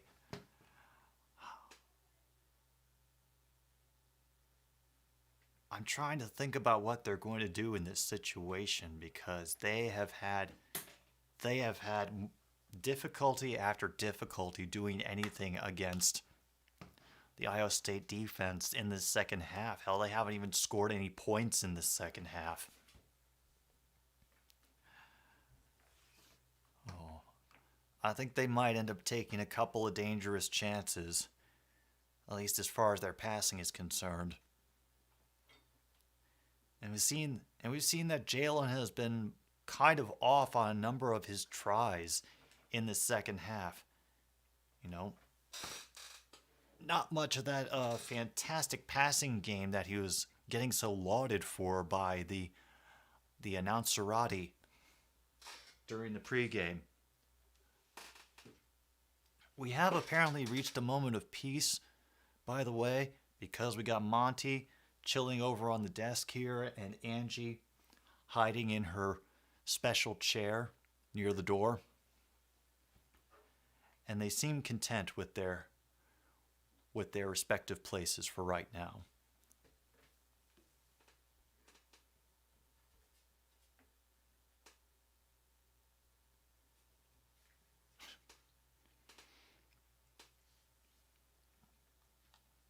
And we'll just keep on waiting. See if there's any other interesting updates. Oh, now it's 49-10 Ohio over Rutgers. Alabama has shot out in front of Arkansas 42-23. Mississippi State 21-10 over Texas A&M.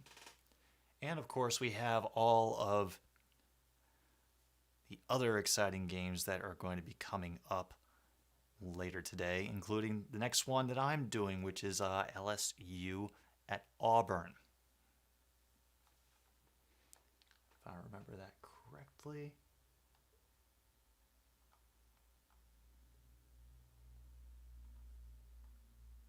Yeah, we'll get to there, but still, we got to get through this one first. Whew.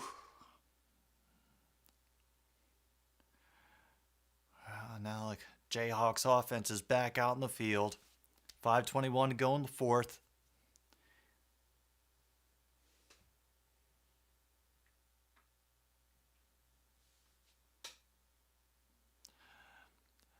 The defense swarms over there. He'll maybe gain a yard, but there is a flag in the backfield, so holding on the offense. They'll take the 10-yard penalty, push him back.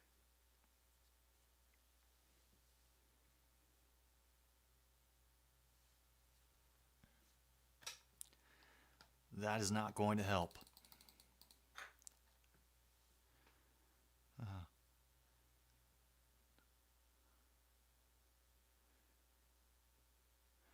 So now they're going to be just inside their own 10. Yeah. Spreading out wide, two receivers on either side. One in motion to the far. Backfield empties for him.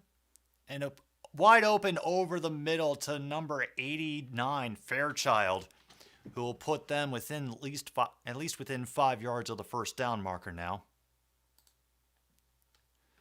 So that was not.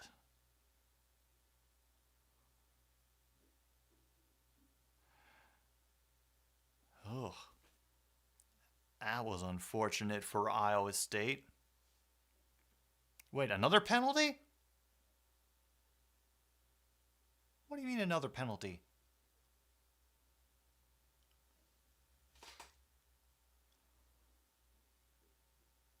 Oh, ineligible downfield. Oh my goodness. They can't get out of their own way. Holy crap. Why? Just why? Well, now they're at 1st and 25. Jeez. Neal will get back across the 10 to the 12, which, you know, it's something. They still got 13 yards to go, 2nd and 13.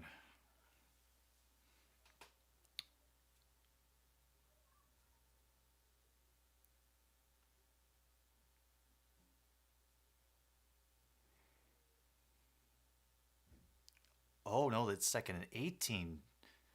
Shoot. We gotta wait while Kansas lets the clock bleed.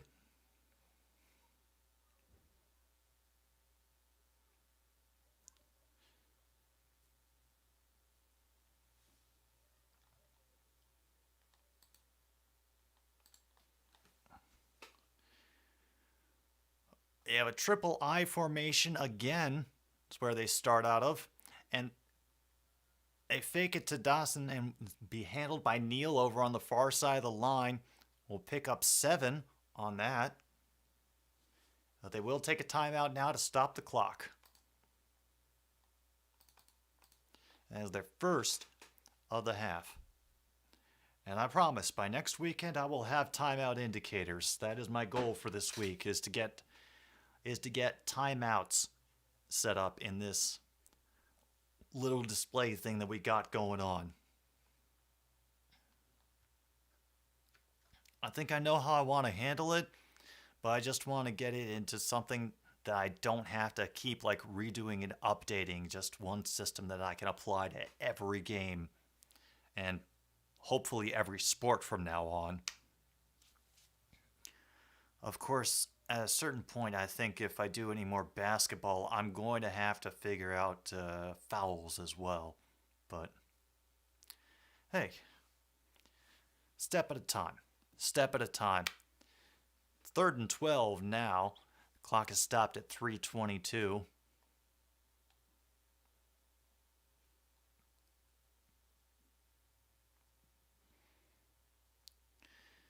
Got 3 receivers set.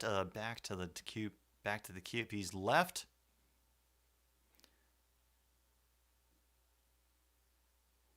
And under pressure, he gets sacked, brought down at the 12. Clock will stop again at 3:12 as there is another timeout called. MJ Anderson does a great spin move on Bostic Jr. from Kansas, and yeah.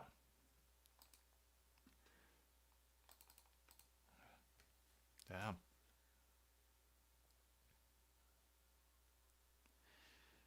Be 4th down now. It's going to be a punt by Kansas. I don't know if they have much experience with trickery or if they want to dare to try something at this position on the field and in the game. Meanwhile, they're trying to drive home the point that baseball playoffs are coming. Apparently the Mets will be playing the Braves this Sunday at 7 p.m. So anybody who is interested in that, keep that in your periphery. Just in case, the Sunday night football game sucks and we need something else to concentrate on. All right, punt team is out for Kansas now. Time's at 3:15. Iowa State has 1 timeout left. Kansas still has all of theirs. As an awkward punt, but it's going to be across midfield now and be brought down inside the 40, but there is a flag that came just as the play was finishing up. So we're going to see what there was an odd collision. I think they may be looking for a block in the back, honestly.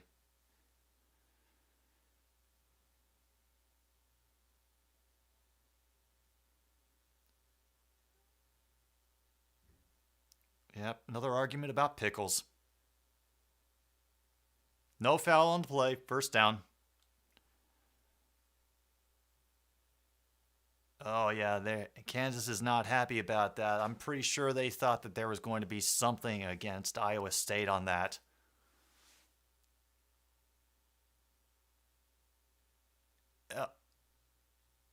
Yeah, I think he was looking for... Yeah, I think they were definitely looking for a block in the back, but he tried to get him as much from the side as he could to have that come through, and I don't think they can review. 1st and 10 from the 42. Deckers does step up in the pocket, has to throw it away to avoid the sack. Incomplete. Up the middle. clock stops at 2:57. Boogity boogity shoop. And once again, that offensive line of Iowa State not helping out, or barely able to hold. Again, folks, moments like this are why you invest in your offensive line. Hutchinson in motion. Quick pass to him. He did get a block, but will be brought down after a gain of 6. Clock will continue to run.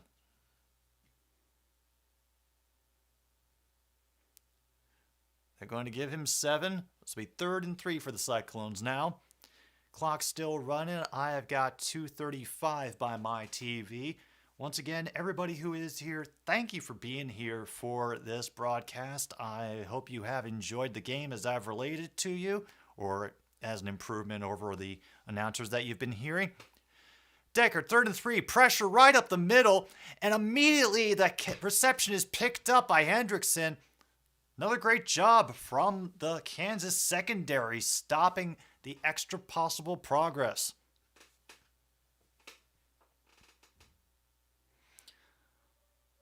And they're confused about why they're doing so many crossing routes with Hutchison and aren't going deep. 4th and 3. This is probably the ball game, folks. Because if they do not get this, they have very few options left. Yes, and that is complete.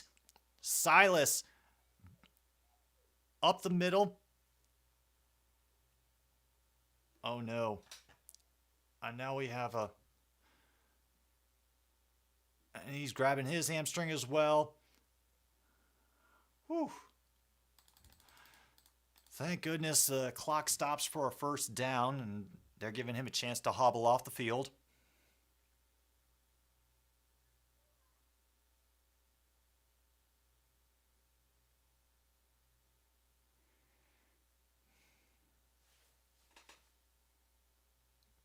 Oh yeah, I'm sure you enjoyed Monty smashing up the place, True North. Speaking of which, he seems to have a scarpered. Now here we are, 133.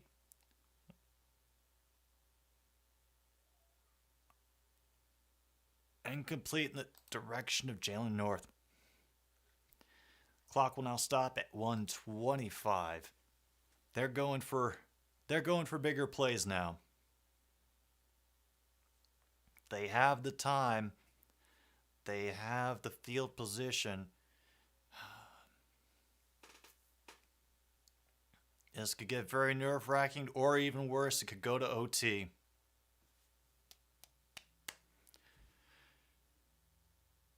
From the Jayhawks 29, empty backfield for Decker. Immediately there's pressure in his face and is dropped over the middle by Noel.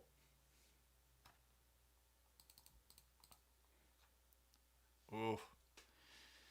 Luke, I know the feeling. The dreams have been fun this past week for me too, but thankfully I understand what the filing system is doing. So, been able to ride it out. All right, 3rd and 10 now. One of 2 last chances for Iowa State. They really need a bit more, need to get a bit closer for their kicker if they want to do a field goal. Decker's going to keep it and run. And he'll be stopped about 4 yards shy of the 1st down marker.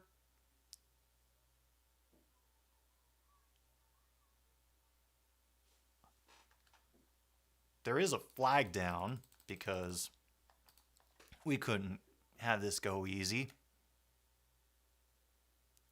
I assume there's another argument about pickles and what goes on a Chicago hot dog happening with all of the referee and linesmen right now. Illegal substitution for the defense. Oh, damn.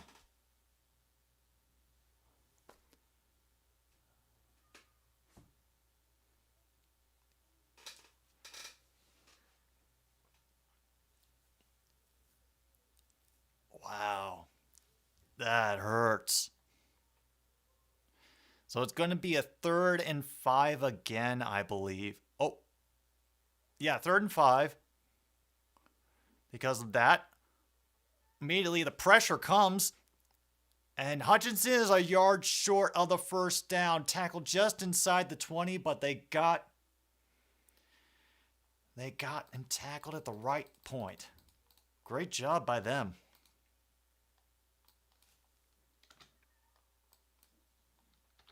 What to do? Oh.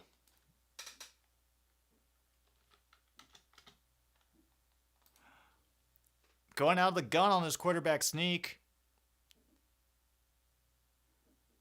I think they were trying to draw an offsides. Gonna take the timeout. That is the last timeout for Iowa State. Yeah, they should go for the kill shot. But the Kansas defense has been, just good enough against the weak offense to keep the score close this entire game. I'm not sure that they trust Gilbert to come out and tie this game up. Oh, no. But here he is.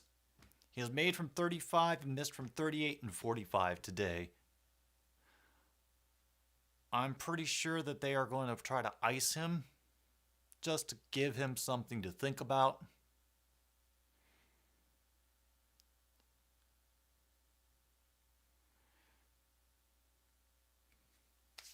All right. It will be another 38-yard kick. Oh, officially 37. Got to ramp up that drama by getting the numbers wrong.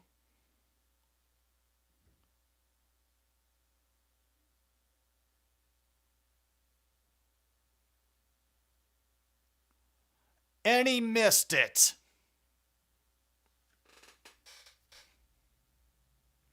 Didn't even doink that time. Pulled it left. Ow. Damn.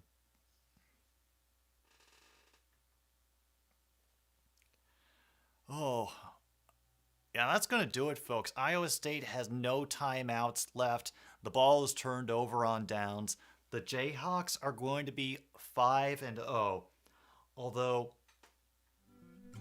I don't think how this game has gone is going to get them any extra respect from any of the AP or coaches polls or anything like that. I think they're going to have to do a better win next week, a more authoritative one, to get people's respect in that manner. Not to say they didn't play well today, but they kind of were dead in the second half and had to rely on their defense to save them instead of that high-powered offense everybody was singing about. Yeah, Kansas offense is going to be looked at very closely because Iowa State found ways to limit them today. So I think other coaches are going to take notes. Final score is Kansas 14, Iowa State 11. Very close, but a very exciting and fun game at the end. I'm going to get a little bit of a break so I can maybe get some food, clean things up. Kansas fans rush the field as the first of this doubleheader on another Stupid Sports Show. I'm Jim B. I'll be back in 30 minutes. Thanks again for tuning in.